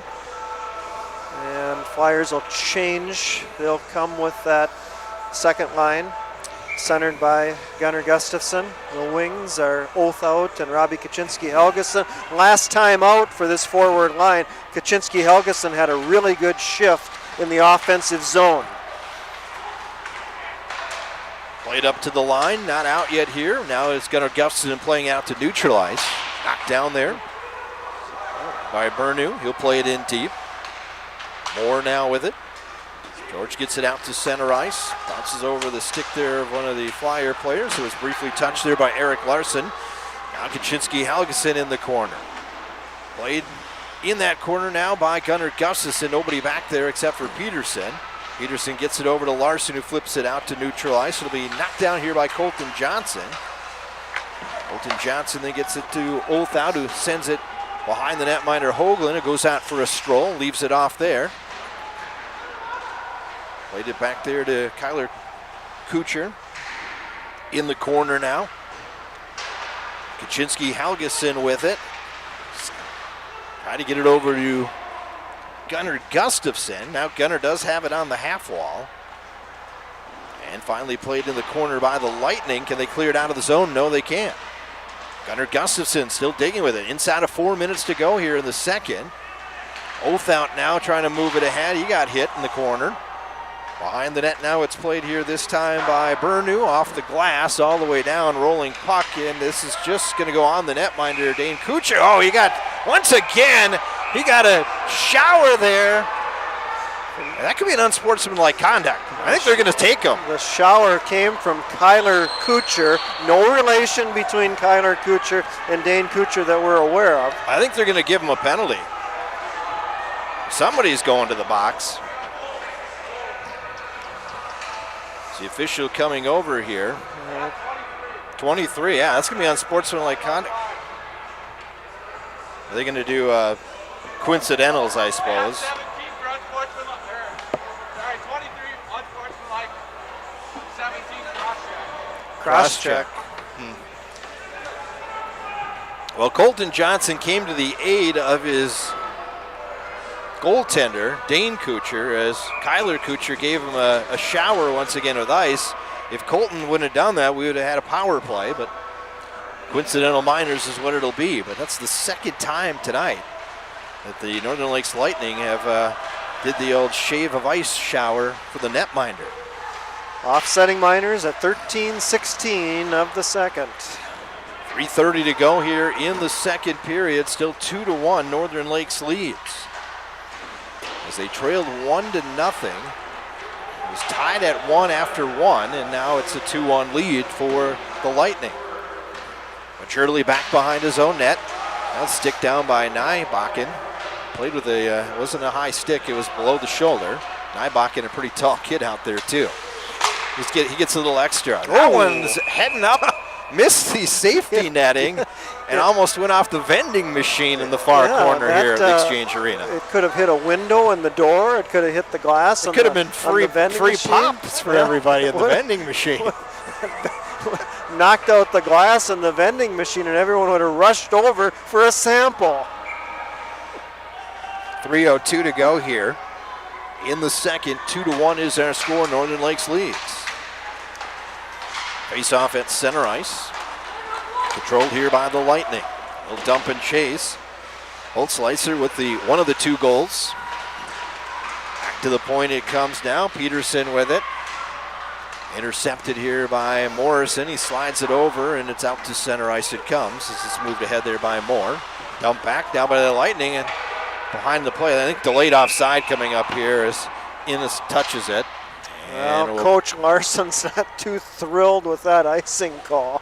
He has been extremely animated tonight on the Lightning bench as we have this secret passage that we can see into the Lightning bench. You have a good look in the Flyers bench. I'm boxed out from that, but Coach Larson is into this game tonight for the Lightning. Well, Coach Larson used to be in the Flyer bench for a few years when the Flying Aces were here.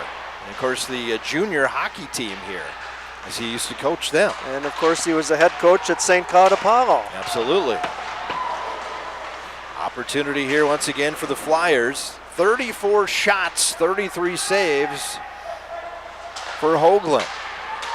Stick down here now, still controlled by Little Falls. 2:10 to go in the period. On the dasher it comes, and all the way back out to center ice. Moore going back to pick it up. Played off the glass. Picked up here, touched by Othout briefly. Moved ahead by Nijbakken. He'll go after it. Dane Kuchar will come out. He'll leave it off there now for George Moore. Now intercepted here by Nijbakken. Nijbakken down to the left circle. Gets a pass over to Instrom, but it was on the wrong hand. Otherwise, if he was a right-handed shot, he might have had a better chance.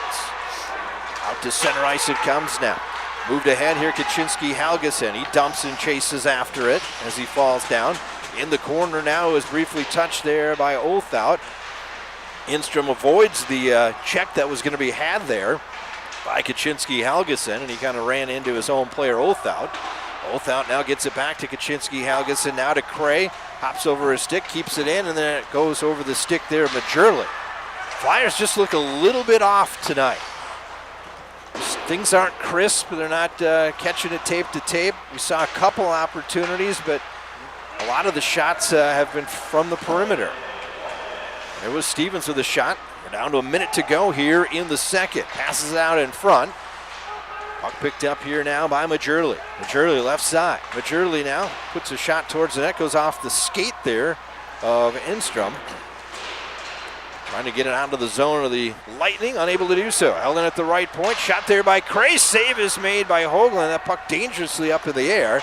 Unable to be knocked down. Now it's Johnson. Hayden gets it over to Majurli.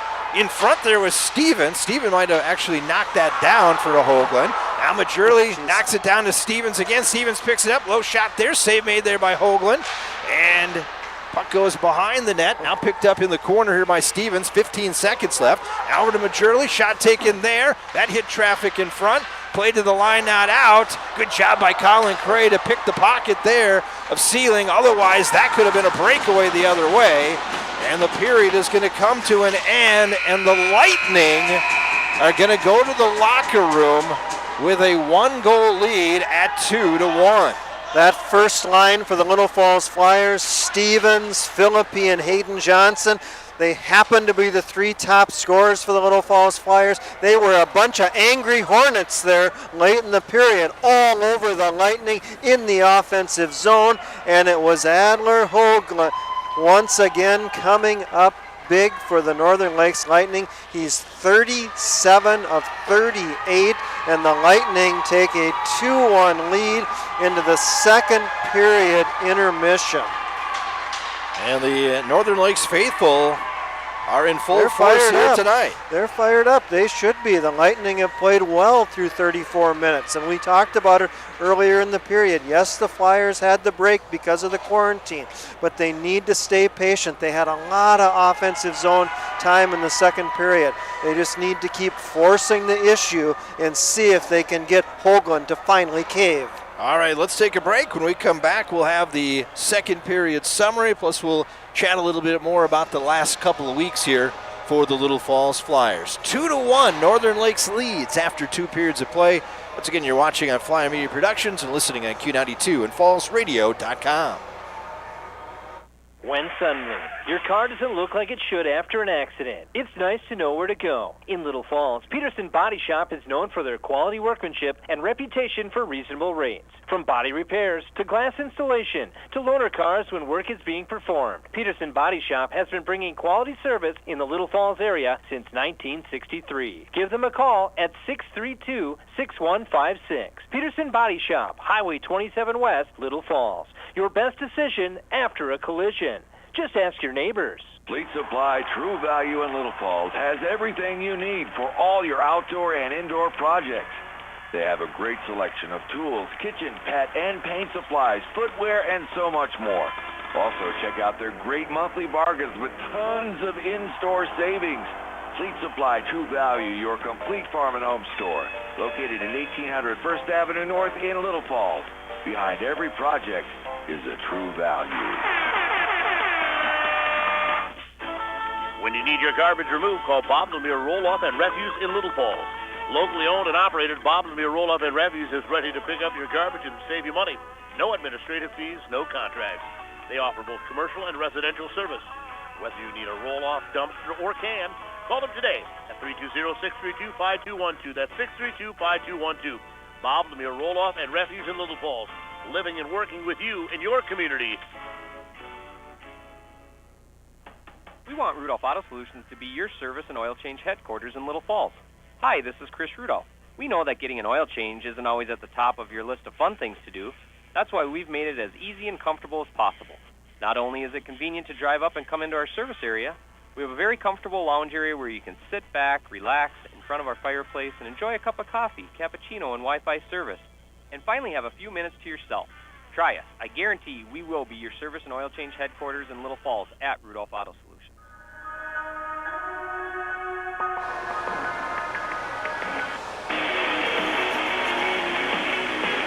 All right, hockey fans, welcome back once again here to the Exchange Arena. We've played 2 periods of hockey tonight, and our score is Northern Lakes 2, Little Falls 1, which you had 2 top 10 teams in the state battling. Someone maybe question about the number 9 ranking of Northern Lakes, but boy, they're holding that 9 ranking right now pretty good. Through 34 minutes, it appears that they may deserve to be in the top 10 in the state. Little Falls, of course, 3. Right behind Hermantown and Gentry Academy, and Little Falls hasn't played since they beat Sartell 3-1 on Saturday, February 20th. The Flyers were quarantined back at practice yesterday and have to jump right into it tonight against a pretty feisty Northern Lakes Lightning team. Yeah, I wonder if the issue might be for the Flyers is the physicality of Northern Lakes. I mean, the speed is about the same, and maybe actually the Flyers are a little faster than Northern Lakes, but the physicalness tonight that the Lightning are showing is way much more than the Flyers are showing. Well, and the Lightning have taken 6 penalties in this game, but Little Falls is 1 for 4 on the power play. Prior to tonight's game, the Lightning had played 13 games. They'd accumulated 147 penalty minutes. Little Falls, 10 games for them this season, and they've only had 58 penalty minutes. So Northern Lakes, they've been in the penalty box again tonight, but they haven't necessarily been punished for it. Almost reminds me of the old Charlie Pence game. The Charlie Pence game. Yeah, yes, the St. Cloud Apollo. Yes, the playoff game here in Little Falls. The 2011? Apollo Eagles were the 9th seed, and Little Falls was the number 1 seed, and it was St. Cloud Apollo. Who was coaching the Apollo game. Eagles then? Was that Matnich then? It wasn't Larson, was it? No, I don't think it was Larson. I could tell you that. I want to find the playoff I know you're going to game. do that. I'm going to find the playoff game first as we thumb through our archives. So that was February 22nd of 2011. St. Cloud Apollo was the 9 seed. Little Falls the 1 seed. Apollo beat Little Falls 3-1. Stump was 26 of 29 in the Flyer net. Pence was 47 of 48 in the Apollo net. And that was the only time, I think, since, I want to say, when they did the 8-team brackets or whatever, the first time that a 9 seed had beaten the 1 seed I believe in a that's quarterfinal. correct. That was back in 2011. And the head coach of the St. Cloud Apollo Eagles was Pete Matinich. Pete Matinich, okay, which is the head coach of St. Cloud now, too. So we got our history lesson behind us. There we did. It just has that feel, though. It's like you're shooting, you're trying to get goals, and you can't. Now it's interesting to note, after the final buzzer of the second period, Coach Kucher's in his 28th season, he had an exclusive meeting with the referees, somewhat animated.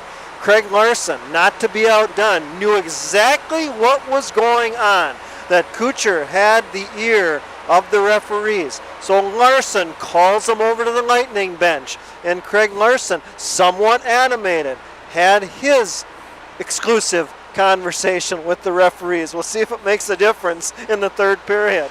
Let's get a scoring summary here as we're 2 periods in and the 2-1 lead for Northern Lakes. Just 1 goal to tell you about, and that's brought to you by our friends at Schlenner, Winter & Company right here in Little Falls, and along with many other offices across central Minnesota. And it was 1-1 after 1. Shots on goal in the first period, 21 for Little Falls, 6 for Northern Lakes. The only goal of the second period, it came early, just 10 seconds. And as we take a look at the replay here on Flyer Media Productions, Little Falls unable to clear it, and driving in from the blue line, blasting a shot for the Northern Lakes Lightning was Isaac Peterson, his 3rd of the year to beat Kucher. Single assist, Caden Kellstrom.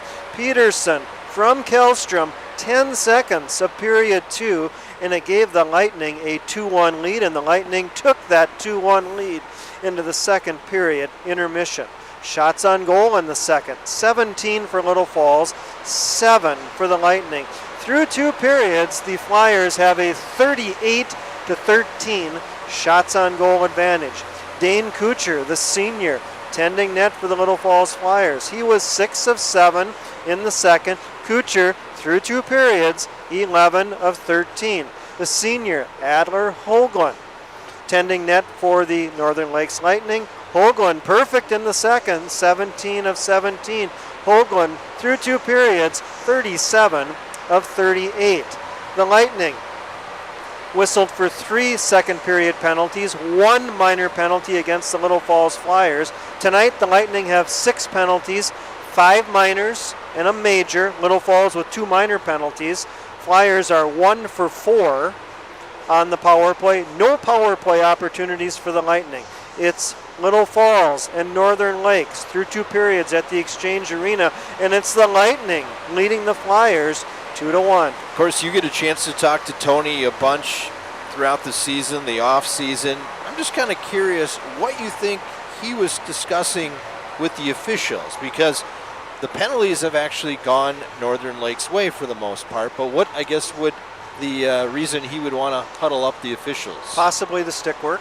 I thought there was a lot of stick work throughout that period, and maybe wanted to bring that to the attention of the officials. Maybe he just wanted to check in with them, see if they enjoyed the pregame meal. It's possible. You're just seeing how was the drive up to Little Falls tonight. You guys need anything in between periods? That's a possibility too. Well, they almost had a bunch of free pop over in the corner when that one shot nearly went off the pop machine over there. It's not uncommon after a period for the head coach to call the referees over and maybe point out a couple things they might have missed during the period. But, Craig Larson, he knew exactly what was going on. He saw Kucher with that exclusive conversation, and he said, hey, if you're going to talk to him, I want to talk to you guys too. So what do you think he was asking about? Well, where's the best place to go afterwards, or what? No, he was fired up. He was fired up when he had him over there. And, from Larson's perspective, he's thinking, what's going on here? We've been to the penalty box 6 times, and the Flyers have only been there twice. Are we more guilty than they are of infractions on the ice? Well, yeah, they have been tonight, I guess, at least according to the officials. One other score to pass along. Alexandria, after 2 periods of play, leading Monticello by a score of 4-1. Goals tonight scored. Well, that doesn't make sense because they only have 3 goals scored for Alexandria here on the score sheet. But they're saying it's 4-1. 4 goals? Yeah. Where are you seeing the score? On the rink writer. On the rink writer. And they got Gronhold scoring a goal, Britzman scoring a goal, and Doty scoring a goal for Alexandria. That's 3 to my eyes, unless my eyes are deceiving me, and 1 for, I think it's Bitts for Monticello, but they're showing 4-1. So we'll see if it's 3-1 or 4-1. Regardless, Alexandria leading. And that kind of leads us into our next conversation here of Section 6A hockey and the game that didn't get played, Little Falls and Alexandria. So it might have benefited the Flyers a little bit just because of Alexandria had a little bumps in the road earlier in the season, but the Cardinals have really turned the corner lately and won some big games, haven't they? Last week, Alexandria had a single game. They beat Sartell 5-2. And then on that Saturday, February 20th, the night that Little Falls beat Sartell 3-1, it was Alexandria 5, St. Cloud Cathedral 1. So they had a blip on the radar. On February 18th, they lost at home to the Fergus Falls Otters 6-2, but since they've won 2 consecutive games, one against the defending Section 6A champions, the St. Cloud Cathedral Crusaders 5-1, and then a nice win at home 5-2 over Sartell last Tuesday night. But remember, they also beat Fergus Falls at the beginning of the year. They did. On January 15th, it was a 5-4 win for Alexandria in Fergus Falls. So the Cardinals' record within Section 6A is at 4-1-1. Of course, the tie against the Little Falls Flyers, 3-3 back on January 30th. So my question, I guess, is going to be, do the Cardinals have any chance to be a possibility even of a 1 seed still? And the reason I say that, if the Flyers would lose to Fergus Falls, the Otters would at least bump ahead. Is it going to be because the Otters beat the Cardinals in the second game? That's the reason? I believe the winner between Little Falls and Fergus Falls on Monday night will be the number 1 seed. The loser won't necessarily be 2. Alexandria, I still think, could have an argument for 2, especially if it's the Little Falls Flyers that lose that game. So the next question is, that game next Monday, who's it more important for? Little Falls or Fergus Falls? I know it's like kind of a weird question to ask, but who does it really more important for in that game? To me, it almost looks like now it is the Flyers, because they could, if they lose, they could drop to a 3 seed. They could. In theory, they could drop to a 3 seed. Fergus Falls has they're 1-1 against the Alexandria Cardinals. They win the second matchup between the 2 teams 6-2. There's no question if the Otters win that game, they're the number 1 seed. But if Fergus loses, I don't see them any worse than a 2. So, yeah, you could make the argument that it's more important for the Little Falls Flyers. Of course, it's on the Flyer ice. And as we've documented during this season, due to the pandemic, we won't have semifinals and the finals at the MAC in St. Cloud. It's going to be side of the high seed throughout. So if you're the number 1 seed, you keep winning, you're playing at home. And here's the other thing, too.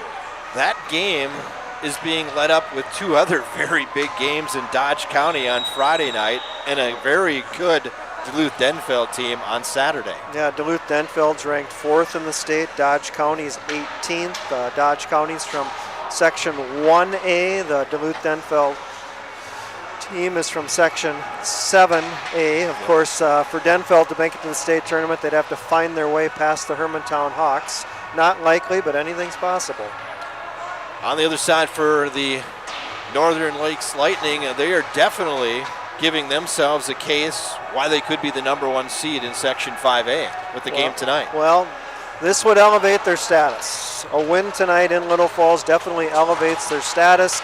It puts possibly the justification mark on that 9th ranking in the most recent Let's Play Hockey poll. And again, you know, some people, they love to talk about the Let's Play Hockey poll. They like to look at these mathematical rankings. I think for the most part, though, it's just a way to facilitate a conversation during the hockey season. It is. You know, the schedule coming up for Northern Lakes isn't that difficult. Breck Wap, Cambridge Isani, St. Francis, and then their last game against Monticello. That might be the determining of where the seeds are. Monticello has won the Section 5A championship 3 of the last 4 years. All right, the puck is down. Third period is underway. Northern Lakes leading at 2-1. Let's see what happens in this exciting third period. Moore will try to clear it out of the zone. Get some help here now. Here's Philippi coming across. Wrist shot there. Save made there by Hoagland. At the 40th shot of the game for the Flyers. Back the other way now. Nypocket trying to get around that time. The defense of Moore. Good job there by Moore. Stay in front of him. Unable to clear it out of the zone. Now it is poked through, and this will be icing coming up here on the Flyers with 16:23 to go. 2-1 our score. Just a reminder, you're listening to Flyer Hockey tonight on Q92 WYRQ Little Falls, streaming online at fallsradio.com and watching here on Flyer Media Productions. Philippi tried to connect with Nick Stevens. Had they been able to make that connection, it would have been a 2-on-1 for Little Falls as Stevens and Hayden Johnson were gliding hard toward the Lightning zone. Puck controlled here by Moore. Rink wide pass to an open wing, nobody there, and we played to the line and out to center ice. Nybakken is behind the defense. He's going to pick up the loose puck, fires a shot, scores!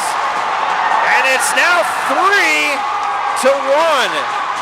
I told you in the second period, the next goal could be the determining factor of this game, and the Lightning are up by 2. As the puck came down the right wing boards, Kuchar was trying to make the decision. Was he going to come out and play it? He decided to stay home, and it's Nybakken beating Kuchar in the Little Falls Flyer net to give Northern Lakes a 3-1 lead. And for Hunter Nybakken, it's his 14th goal of the season at 55 seconds of the third period. 33, Hunter Nybakken with an assist to number 20, Eric Larson. So Larson gets the assist, Nybakken gets the goal, and it's a 2-goal lead on just 14 shots. 11 saves for Dane Kuchar. And they trail now by 2 with 15:40 to go. The Flyers have a little work to do here in the third period to get themselves back in this hockey game. Opportunity once again for the Lightning. And the Lightning have scored both of their last 2 goals early on in the period, as they scored 10 seconds early on in period number 2, and here they score in the opening 2 minutes. 55 seconds into the third period, Hunter Nybakken's 14th goal of the season. Single assist, Eric Larson. Nybakken from Larson, 55 seconds of the third. It's 3-1 Lightning. So a good start for the Lightning once again here in the third period. The Flyers are going to have to find a way to get 2 by Adler, and I don't know if they can. The way that he's been playing tonight, Hoagland has been played very well. Out at center ice. Philippi now took a stick high there. Another stick. Shot there, goes wide of the net. And you got to believe that Hoagland is feeling pretty good about his situation. There's a whistle. And a late whistle. They say it went outside the zone. A nifty move by Stevens. And it looked like he beat Hoagland, but they say it wasn't held in. Love to see some replay on that upstairs if we'd have that, but I'm not sure if we do. Colin Cray tried to hold the zone for the Little Falls Flyers. Stevens was open, making his way to the Lightning net, and the whistle sounds to blow the play dead. And Stevens had beat the netminder too. Yep. The Lightning bench could have helped with that call. Of course, they're right there on that blue line. Hayden Johnson leaves it off there for Philippi. His shot goes wide. Stevens picks up the loose puck, goes to the corner now with it. Stevens down with it once again. Good job there by Peterson. Can't clear it out of the zone.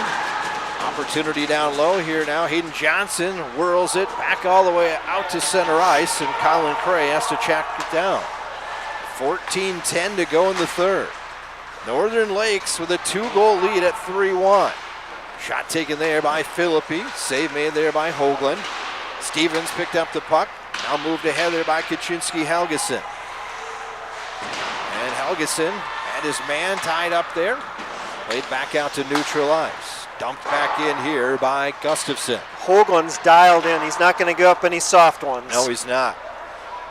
And this should be an icing call coming up here on Northern Lakes with 13:44 to go, 3-1. And this is where you almost have to start crashing the net. I think you need to get him a little riled up, a little bit off kilter. Some nice legal screens just outside the crease. Yeah, nothing illegal, but it just, you need to start mucking it up in the dirty zone. You really do. Back out to center all the way down, and this will not cross the line. Marshall Inez will get back there. Bumped off the puck, however, there by Seelan. So they're tied up right in front of the Zamboni door. Majorly now with it. He'll avoid a check there that time. He's coming in with Sealing. Trying to keep it in the zone and poked out to center ice by Carter Othell. Dump back in by the Lightning. 13-10 to go in the third. And a 3-1 lead for the Northern Lakes Lightning. Not the start the Flyers wanted to have here in their final 6 games of the regular season. There's a turnaround chance here by Gunnar Gustafson. Getting a piece of that one was Hoagland. Played in the corner now. Gunnar Gustafson off the side of the net. This will be played off the glass. Nice job there by Inez to keep it in, and then it'll be flipped out to center ice. And moving up here will be Dane Kuchar. Kuchar gives it on the stretch pass, got to Othell. Nice tip though there by Larson, back out to center. And it's back down in the Flyer zone with 12:25 to go in the third. Shots are 41-16 in favor of the Flyers, with a trail on the scoreboard 3-1. Kaczynski-Helgeson needs a spare. He just blew a tire. Played out at center ice. Back down to pick it up. Here's Colton Johnson. Johnson back in his own end. Johnson now picks up the loose puck, being shadowed there by the other 17. That's St. Clair. And it'll be played out to Morrison. Morrison turns around, tried to get it to Gabe Hirsch. Moved ahead here now. That was Gendro. Couldn't get it to his tape. Behind the net it comes. Played back out to center. Nice little move at center ice here now by Kuchar. Tyler Kuchar with a shot. Dane Kuchar with the toe save. Big pad save by Dane Kuchar in the Flyer net as Little Falls is trailing by a couple. Yeah, he can't give up any more. If the Flyers want any chance to get back in this one. There's still 11:30 to go in the third, but they trail by 2. They've only got 1 past the netminder, Hoagland, who's got 40 saves. Chance down low, shot there, save made there by Kuchar. Penalty coming up.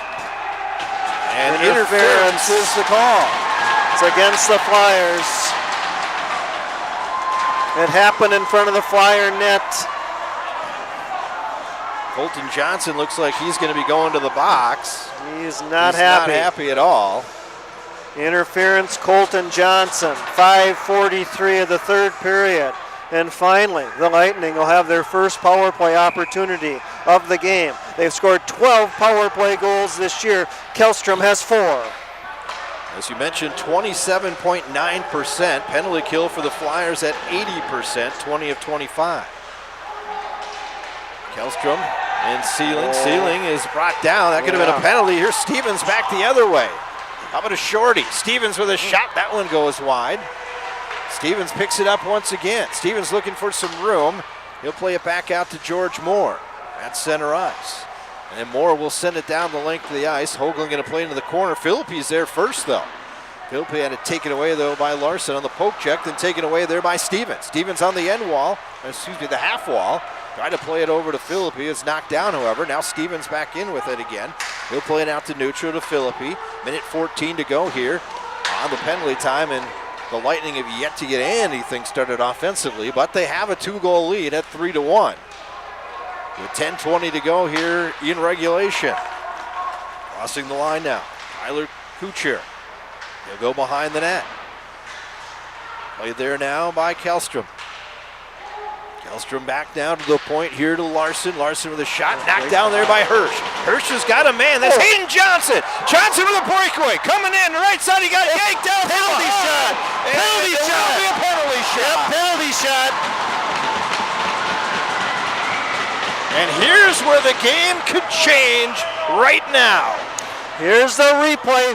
Breakaway for Johnson. He's hauled down. A clear, easy call for the referee. It's a penalty shot for Hayden Johnson. So Hayden Johnson will square up with Hoagland. And probably one of the most exciting plays in hockey, the penalty shot. And this is a huge one for Little Falls, down 2 goals. As the Flyer fans are up, 9:57 to go. The officials saying, "You ready to go?" Here we go. Hayden Johnson at center ice. He'll come across the blue line. Coming out is Hoagland. Johnson comes in, fires a shot. Hoagland with the save. And Hoagland said, "Yep, I had that all the way." And it's Johnson striding down the middle of the ice at the last second. Tried to go to the forehand. Didn't get all of that puck as Hoagland made the save. A penalty shot for Hayden Johnson. It could have been a game changer. Instead, it's Hoagland again, shining bright in the Lightning net.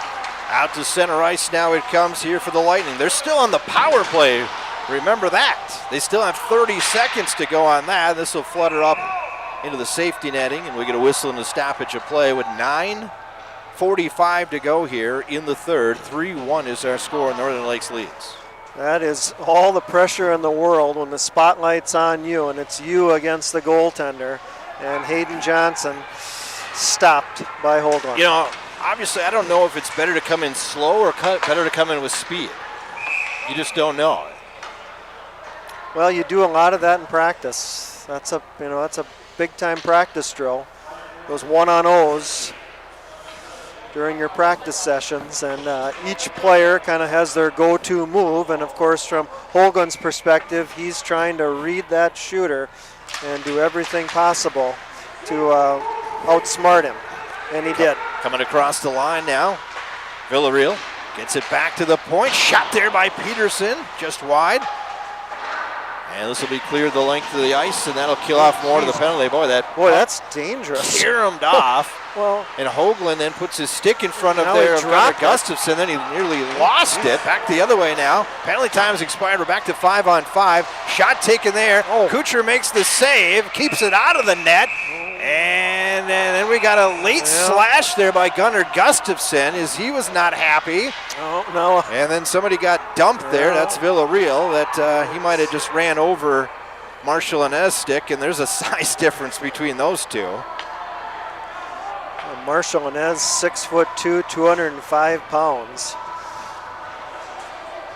Villarreal, 5'9", 185 on the Lightning roster. 9:09 to go here in the third. And a 3-1 lead for Northern Lakes. Shots are 42-19 in favor of the Flyers. Here's Hayden Johnson. Rink wide pass caught there by Philippi. Head of steam comes across the line. Philippi a shot. Hoagland plays that aside. Hoagland is just locked in. Somehow, if you're a Flyer, you got to get up into his cage a little bit.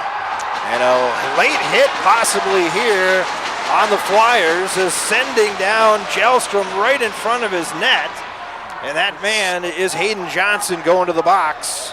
I got 19 for a rough. And 2 minutes for roughing. 19 for a rough. Hayden Johnson unsuccessful earlier in this period on a penalty shot. Now he goes to the box for a roughing minor. And the officials talking with Wesley Witashik and Tony Kucher. Let's see if we can hear this.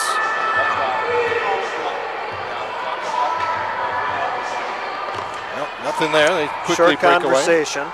2-minute minor, Hayden Johnson roughing 8-11 of the third period. The Lightning back to the power play. They're 0 for 1 with the man advantage. But more importantly, the Lightning have a 2-goal lead. Now on that power play, the Flyers had the better scoring chances. In that first power play that they had, in fact, they had the breakaway opportunity and then a penalty shot, which obviously saved by Hoagland. See what they can do this time here As Nybakken lost it, cleared the length of the ice. 8:20 to go here in the third. And is it to the point now where you're down by 2, you start taking some chances even on the penalty kill? Well, there's going to be a penalty on Moore as he tripped up Kellstrom, right wing corner, Flyers zone. Untimely penalty. What did I talk about in the second intermission when I said 6-2 on the penalties? How is there going to be any more penalties called on the Flyers? And now, I mean, on the Lightning, and it's all been Flyer penalties here now. Well, except the penalty against Northern Lakes that created the penalty shot. So Moore for tripping, 8:51 of the third period. It's a 5-on-3 advantage for Northern Lakes. But if I got a hot goaltender like I do, I'll take the penalty shot any day the way he's been playing tonight, rather than give up the goal. Well, of course, you have the option to decline it, but that's rarely done. And take the, where the Lightning player would have to go to the penalty box. Shot on net, save made there by Kucher, and that coming off the stick there of Sealing. With 7:48 to go in the third. 3-1 is our score. Northern Lakes leads. 5-on-3 advantage here for the Lightning for the next minute. Face off to Kucher's right, and it looks like Philippi will take the draw for Little Falls. Shot there just wide, that time off the stick of Kyler Kucher. That'll be cleared the length of the ice. Hoagland going to leave it off there for Larson. Skates around his own net. Flyers positioned at neutral ice in a triangle. Coming across the line now, right side there, putting on the brakes. That time is Sealing. Slides it over to Larson. He's got some shooting room. Here's the shot, and actually hit his own man right in the back. And that being Kellstrom. He's shaken up a little bit. Now once again Larson, left side. Nybakken with it. Circles around, trying to get away from Stevens. Stevens does a nice job of holding his stick down. Stevens now has the puck back the other way. At center ice, Nick Stevens trying to work his way through. Larson does a good job of keeping up. Boy, Stevens got a slash right across the hands. Back the other way now. Coming in is Kallstedt, shot score. And it's 4-1 Northern Lakes. Flyers had a rush shorthanded, but it was the Lightning turning it back to get their 4th of the game, driving hard down the left wing boards. And a little backhander from Kellstrom beats Kucher to give the Lightning a 4-1 lead. That's a power play goal for Northern Lakes as they score on the 5-on-3. Time of the goal, 10:08 of the third. And we're going to get a goalie change here as Richie Veriano going to come in, and Dane Kucher will go to the bench with 6:52 to go here in the third. Trailing 4-1. Number 7, Peyton Jelstrom, Unassisted. Here's a shot to goal! The tip by Gunnar Gustafsson on the pass from Gabe Hirsch, and it's now 4-2. Great tip by Gustafsson right in front of Hoagland. Flyers came roaring down the ice from the faceoff at center, and a good pass across to Gunnar Gustafsson, tipped into the back of the Lightning net. Second of the night for Little Falls. Gustafsson will get it. Hershey will receive the assist. Now the officials didn't like that draw, so we'll do it again. It's a shorthanded goal. Here comes Kucher. Back into the Flyer net. Short rest. So Dane Kucher coming back into the net after the Flyers score. Shorthanded goal for the Flyers. Number 15, Gunnar Gustafsson with an assist to Gabe Hirsch, number 9. That's Gustafsson. So once again, Hirsch the assist, Gunnar Gustafsson the goal, 4-2, as you mentioned, short-handed goal. I believe that's is that their first short-handed goal of the year? First short-handed goal of the season. That is. Out at neutral ice now. Back to a 2-goal lead here. Still 1 second on the penalty time. Kucher going to play it away there. Penalty time's expired. Hayden Johnson has to locate his stick. He does. And we're back to 5-on-5 hockey with 6 minutes to go. So the Flyers were able to at least get it by Hoagland. Let's see what they can do here now. Hayden Johnson will dump it in. Hayden Johnson tied up there behind. Stevens now trying to spin around with it. Johnson in the corner, taken away there by Enstrom. He'll play it around, but not out of the zone. Majorly able to keep it in. Behind that, there's somebody's stick goes flying in the air. That's one of the players, that's Instrum's stick, and this will be cleared the length of the ice. Icing coming up here on the Lightning with 5:28 to go in the third, 4-2. And the Lightning, they can do that. They can afford to do that. Let's get caught up on the scoring. 10:08 of the third period. The Lightning took a 4-1 lead, an unassisted goal for Caden Kellstrom, his 15th of the season on the power play. As we see it on Flyer Media Productions, Kellstrom hard down the left wing boards with a little backhand beating Kucher to give Lightning a 4-1 lead. And then the Flyers score shorthanded at 10:16 of the third, fourth goal of the season for Gunnar Gustafsson, an assist to Gabe Hirsch. Larson will dump it in deep. Kucher back there to play it away from Sealing. Sealing trying to take out his man and Gabe Hirsch. Played up to the line, out to center ice by Majorly. Gendro now, give and go here. Colin Cray, and they say they're offside.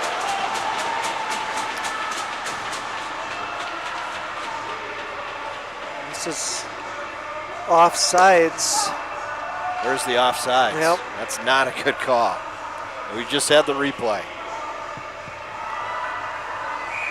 We have face-off outside the Northern Lakes blue line. Good job there by Mark Deal to point that one out for us. Of course, the camera crew once again doing a great job here. Flyer Media Productions tonight. Inside of 5 minutes to go. Shot there by Gunnar Gustafsson. That one handcuffed Hoagland, but he made the save. Flyers, I think, need to get one Gustafsson's here. tripped up. Yeah, he got tripped up. Nothing called. Another shot towards the net. Oh, and that was wide open there, and unable to hammer it in that time was Kaczynski Helgeson. Here's a goes off the side of Hoagland. He didn't even know where it was. And this will go into the bench. You guys are missing a good game on this. That time, Gunnar Gustafsson got airborne. Almost looked like Superman going through the circle there. Play continued, and finally the puck floats out of the rink into the Northern Lakes Lightning bench. Wow. Lots of excitement down there. Here's Moore with a little wrist shot. Getting a piece of that is Hoagland with the glove. I think the Flyers need to score here in the next 2 minutes. They got to score with about 2 minutes remaining, I think. As they're trailing right now by 2, as it's gloved there by Hoagland with 4:10 to go. And Hoagland's 45 of 47 in the Lightning net. Kucher is 17 of 21. Of course, Kucher was relieved briefly by Richie Variano. It didn't last long. Kucher came right back in. Chance down low. Hoagland plays it away. Philippi now with it. Gets it back down to Colton Johnson. His shot goes off the skate into the corner. And we played to the line and out to center ice there that time by St. Clair. St. Clair now at the Flyer blue line, and it'll be dumped in there by Burnell. 3:40 to go here in the third, and a 2-goal lead for Northern Lakes. Philippi at center ice. Had that one knocked down there that time by Kellstrom. Back the other way comes Hayden Johnson. Low shot, save made there as it comes in on the netminder. Hoagland, he makes yet another save. Save number 48 in the game. 50 shots once again for the Flyers. 3:30 remaining in the third period. It's a shift now for the Little Falls Flyers third line. Gabe Hirsch, Tower Morrison, and Isaiah Gendro face off to the right of Hoagland. Played off the boards out to center ice as it gets by Majorly. Inez going to go back. Marshall Inez picks up the loose puck, leaves it off there now for Majorly on the end wall. 3:18 to go. Played out to neutral. And Gendro is upended there that time, almost ended up in the Lightning bench. No icing. As it's Majorly now with it. 3 minutes to go in this one, and a 2-goal lead for the Lightning. Gendro going to pick it off the wall. Gendro, nice little move, and they got tripped up just at the last second there by Enstrom. Just enough. Now back to Inez. His shot save made there. Marshall got a good shot on the netminder, Hoagland. Nybakken trying to clear it out. Inez kicks it in. Nybakken collides with his own man, but then it's out to center ice by Sealing. 2-on-1 with Nybakken. Shot there, save made by Kucher. Back the other way now come the Flyers quickly. 2 on 3, make that 3 on 3. Madruli leaves it back for Kaczynski Helgeson, throws it off the back wall, 2:20 to go. See if the net comes empty here soon for the Flyers, maybe. They're down by 2. Tip to the line, Moore unable to keep it in. Moore being shadowed there that time by St. Clair. Picked up here by Kyler Kucher, and he'll just dump it into the corner. Peel off with 2 minutes to go here. And Northern Lakes, there's a slew foot right behind us, below us here. Wasn't called. Kaczynski Helgeson went head over tea kettle. Shot there on net, saved there by Dane Kucher. Back the other way, out at neutral now. Gunnar Gustafsson trying to fight his way through. Able to keep it in, though, is Moore. Now Gustafsson on the end wall. Netminder still in the net there, and Dane Kucher trailing by 2. Surprised they haven't pulled him yet. Out at center ice now, coming up across the lines. St. Clair with a shot, that one wide, and there's a penalty coming up here, it looks like, once the Flyers touch it. Interference going to be the call. With 1:26 to go in the contest and a 2-goal lead for the Lightning. And that will put the Lightning on the power play. Second penalty of the period for George Moore. This time it's for interference. So a Lightning power play, 4th of the night. They're 1 for 3 with the man advantage. Timeout going to be called, I believe, here. 1 minute timeout. Was it on the part of the Northern Lakes Lightning? Not sure. 1:26 to go in this one. And a 4-2 lead for the Lightning. And the Northern Lakes Lightning, 1:26 away here from coming up with a little upset and also proving why they might be ranked in the top 10. We were tied 1-1 after 1. Northern Lakes had a 2-1 lead after 2. The Lightning get the first 2 goals of the third period at 55 seconds and at 10:08 of the third on the power play. Hunter Nybakken and Caden Kellstrom, the leading scorers for the Lightning, have scored in period 3 for the Little Falls Flyers. They got a shorthanded goal from Gunnar Gustafsson 8 seconds after the Lightning took a 4-1 lead. It's 4-2 Northern Lakes, but Little Falls just assessed a 2-minute minor penalty to George Moore for interference. It's a Lightning power play, their 4th of the night. 51 shots on the board for the Little Falls Flyers. Doesn't much matter right now as they're down 2. Well, now's where you got to take the chances. If you're the Flyers, you're trailing and you also are shorthanded for the rest of the game. Out at center ice now, played ahead here by Sealing. Sealing with a shot, that goes over the cage. Kucher, that being Kyler Kucher, pinched up along the wall, now picked up here by Sealing. Sealing now goes behind the net, down to a minute to go in the hockey game. 4-2 is our score. Actually goes off Matt Philippi. There's going to be a race for the puck. Philippi is going to get there first. Netminder comes out. There's a chance there. A quick shot. Stevens got robbed once again by Hoagland. Philippi now with it. Net is empty. 5-on-5 hockey. Still a power play here.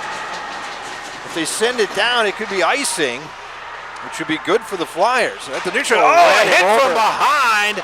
Nybakken is going to the box, and that'll even things up on a cross-check with 27.8 seconds to go. Face-off will go down to the Flyers zone, or excuse me, the Lightning zone, and they'll have the netminder pulled, so they'll actually have an advantage 5-on-4.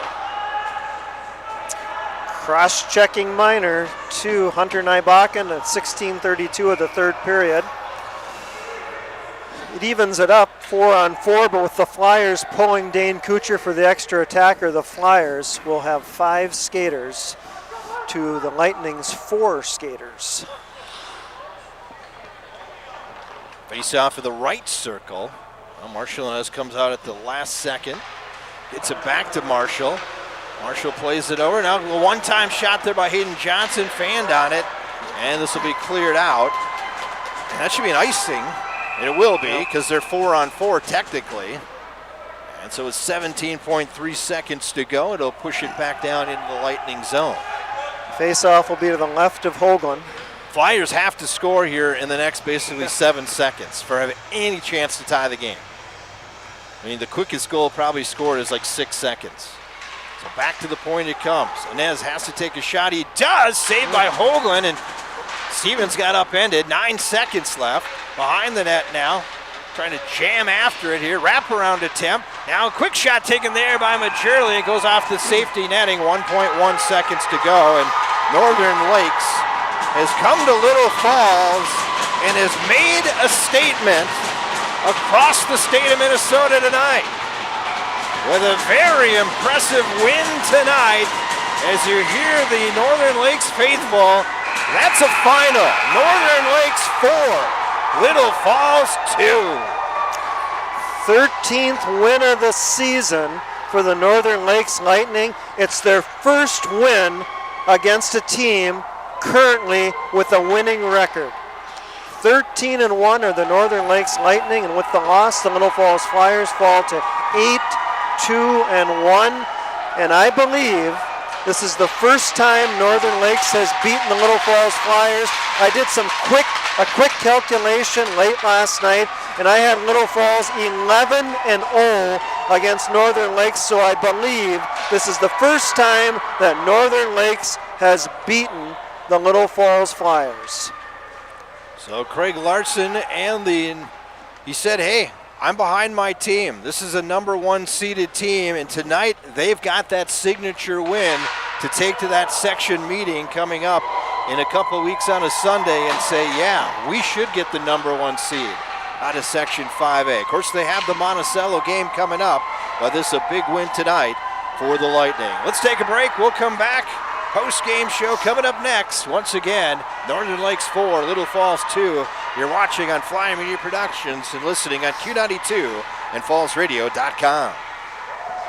After an accident, it's nice to know where to go. Peterson Body Shop has loaner cars, a lifetime guarantee on workmanship and paint. They work with all insurance companies and repair all makes of vehicles. Remember, it's your insurance, your vehicle, so get the repairs done where you want. Peterson Body Shop is known for quality work in the Little Falls area since 1963. Give them a call at 632-6156. Peterson Body Shop, Highway 27 West, Little Falls. Your best decision after a collision. Just ask your neighbors. Fenner, Wenner & Company is a regional independent CPA firm dedicated to serving clients with professionalism and integrity. The firm's professional staff's attention to detail and personal touch promote excellent working relationships with their clients. The firm focuses on serving accounting, tax, and business consulting needs of their business, individual, not-for-profit, and governmental clients. Fenner, Wenner & Company in Albany, St. Cloud, Monticello, Maple Lake, in their new location in Little Falls next to the dam, providing high-quality value, added professional service since 1964. When you need quality repair, quality service, the only name to remember is Hilmerson Collision Center. Hi, this is Michelle. Our collision work is always guaranteed for the life of your vehicle. The reason we can do this is because of the great work our team here at Hilmerson Collision Center does. We hope you never get into an accident, but if you do, we're here to help. At Hilmerson Collision Center, quality repair, quality service, guaranteed is not just a slogan, but our promise to you. Hilmerson Collision Center is looking for full-time auto body technicians. Experience preferred, will train. Stop in today. Little Falls students are encouraging each other to rise up for mental health. RISE stands for Recognize Our Feelings, Inform Others, Save Time for You, and Exercise Good Habits. 5 great tips for teens to practice self-care for mental health are carving out time every day for our own self-care, exercising, getting restful sleep, talking with your friends, and doing something for someone else.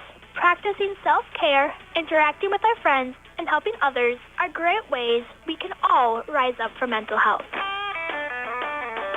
If you're getting mighty hungry, well, the best in the country is Pizza Ranch. The Pizza Ranch in Little Falls now has boneless and traditional wings for pickup or delivery only. Try one of their 5 sauces, only at the Pizza Ranch in Little Falls. It's where life tastes better, so round 'em up and head her down to Pizza Ranch. Whoa, that's good.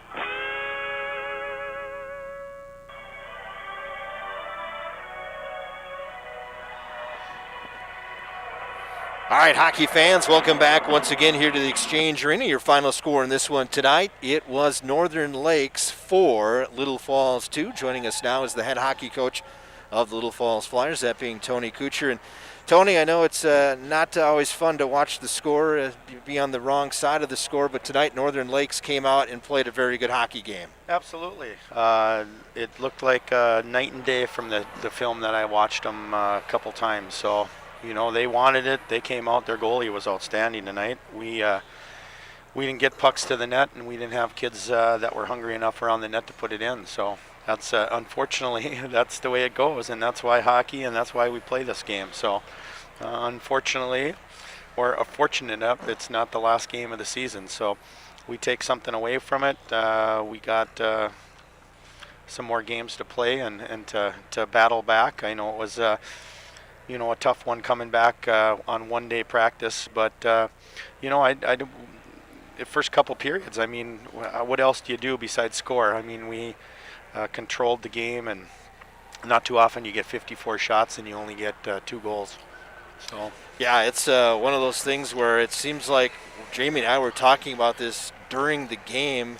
You've had so many shots this year, but the goaltenders you're facing have been great. Yeah, they had, and ours unfortunately didn't have a great night tonight. Dean struggled a little bit tonight, so that doesn't help matters when you're trying to battle back. I know it's pretty tough to sit in the net and not get a whole lot of shots, but he has to play better. Our team has to get pucks to the net, and we have to score. That's been our Achilles heel for many years with this group. The effort was there. I mean, we had nice effort and we worked hard, but just didn't happen. One thing that was positive early in the game is you had a power play goal. We did, but we had a 5-on-0, we had a 5-on-3, and we had other things, and we gave up a shorthanded goal. So that kind of nicks the whole one power play goal. We had maybe, out of all of our power plays, we maybe had one or two that were that good movement like we do in practice, and that just it was. I don't know. I didn't have a good feeling to begin with, and that's just the way it goes. And unfortunately for us, learning experience for them. What a great win. Tony, you mentioned one of your keys to the game. You wanted to test Adler Hoagland in the Lightning net. Well, you tested him all night, and he was he good. Passed with flying colors. Absolutely. We struggle. He saw a lot of shots, and don't get me wrong, he played well. We just don't screen very well. We don't go hard to the net. We don't have, he made the first save, and I mean, we didn't have a whole lot of time that we put another puck on him after that. Was there panic at all with this team? Oh, absolutely. In the third period when you were down? More so in the second period. Okay. I thought they were gripping their stick hard, and I mean, it was, they started just launching pucks from everywhere and anywhere in the second period from the perimeter, and it was not a great second period. We came out, it started with the beginning of the second period when they went down and scored. Right. I mean, that was hard to swallow. So, I thought, and then, then you get a little bit of urgency at the end of the game when oh my God, I gotta score. Right. So, how big was the penalty on the penalty shot, and then obviously Hayden Johnson kind of unfortunately didn't get a good shot off. I guess. No, he didn't. That would have been a big goal for us. Maybe sparked us a little bit. We got our second goal shorthanded, I think, and that kind of sparked us, but that was a little too late. First line, Matt Philippi, Nick Stevens, Hayden Johnson. I mean, they've compiled the points for you this season, but didn't seem like they were quite on rhythm like we saw maybe in the Sartell game. Yeah, I mean, that's maybe a little bit to do with a little break and no skating for a while, but I don't know. What do? You outshoot somebody 54-23, and you lose 4-2. So we got to go back and look at some things that we're doing or not doing. The one thing that we were talking about in the game too is that you had a lot of momentum going with that win against Prairie Center, the nice win against Sartell, and then everything just stops. Yeah, and these are 16, 17, 8-year-old kids. This isn't like the Minnesota Wild where they can, they've played through adversity. This is something different for them. Yeah, absolutely. So, Yeah, it just it's been a weird year with everything going on, and then get quarantined, and we got to battle back. I mean, it's not we got 5 games left, and really good games that we could continue to build on for the end of the year. We got a huge game against Fergus coming up to Dodge County on Friday, and then we go to a very tough Duluth-Denfeld team. So we got to put it together a little bit. We got to get back to the basics. One thing that I didn't really appreciate, our kids really kind of lost their composure a little bit, and we got to work on that also. We took some really bad penalties. Well, penalties have not been an issue this season. No, and not you're at all. right. It maybe lost their cool a little bit there in the third period, and it gave Northern Lakes more chances with the man advantage than they should have had. Absolutely. So that happens. We're going to have to keep our cool a little bit, and we can't be taking. We took 3-4 penalties at the end of the game, and you can't amount of any kind of comeback after that. So. Absolutely. Well, hats off to Craig Larson and his team, and a nice win for them. And you'll be back in action on Friday against Dodge County, and we'll get a chance to see one of the Gopher recruits there in Brody Lamb. Absolutely. This is a good signature win for Northern Lakes, and maybe that'll bounce them and get some looks at 5A, and they could be the team to beat, even though they don't play a lot of those teams in that section. They're rated. They're 13-1 for a reason, and we saw it tonight. So, hats off to them. Coach Kuchar, glad to have you back. Yeah. I know it wasn't easy during the quarantine period. No. Better days ahead. That schedule's tough, but you've got a team that you've worked with for many years now, and I know you've said throughout your 28 years of coaching the Little Falls Flyers that you just want the Flyers to be playing their best at the end of the season. Absolutely. So we'll take this and with the stride, and we'll battle back, and we'll see what we can do on Friday night. All right, Coach. As always, the class act. Thanks for joining us. Yep. Thanks for Flyer Media Production too. They outstanding. Thanks a lot. Absolutely. And once again, that is the head hockey coach of the Little Falls Flyers. That is Tony Kuchar, and once again, the 4-2 loss to Northern Lakes. As you heard head coach Tony Kuchar talk about Flyer Media Productions, we are going to end our broadcast here on Flyer Media Productions. We're going to continue on radio, so if you want to flip over to 92.1 FM, you can check that out, and we'll have our post-game show coming up, also on fallsradio.com. But as you see, the camera operators once again there, and Will Thelkelb along with Caleb Walter and Austin Moore. The graphics are Caden Olson, and of course Mark Deal, the director. And we will be here once again, or at least I will be, and we'll have a special guest. We'll have Joey Hanowski in your place, as you have a Wadena game that night. So Joey and I will get a chance to see Dodge County, and we'll get an opportunity to see Brody Lamb. 4 varsity seasons for Joey Hanowski. He's 8th on the Little Falls Flyers all-time scoring list with 143 points. And Joey likes to talk, and he will do a wonderful job on Flyer Media Productions and Little Falls Radio on Friday night. And it's also kind of going to be a Hanowski night, because I'm going to get a chance to talk with Ben Hanowski, of course, the all-time scorer in the state of Minnesota. He is going to do an interview with us prior to the game, so we'll get a chance to catch up on what he is currently doing. And Ben's had an opportunity to work with this Little Falls Flyer team this season, in particular with their power plays. So I'm sure that will be one of the questions you ask him during that interview that'll be played on Friday night. It's duly noted right now. Once again, thanks so much for watching on Flyer Media Productions. And for Mark Deal and the rest of the gang, we say good night.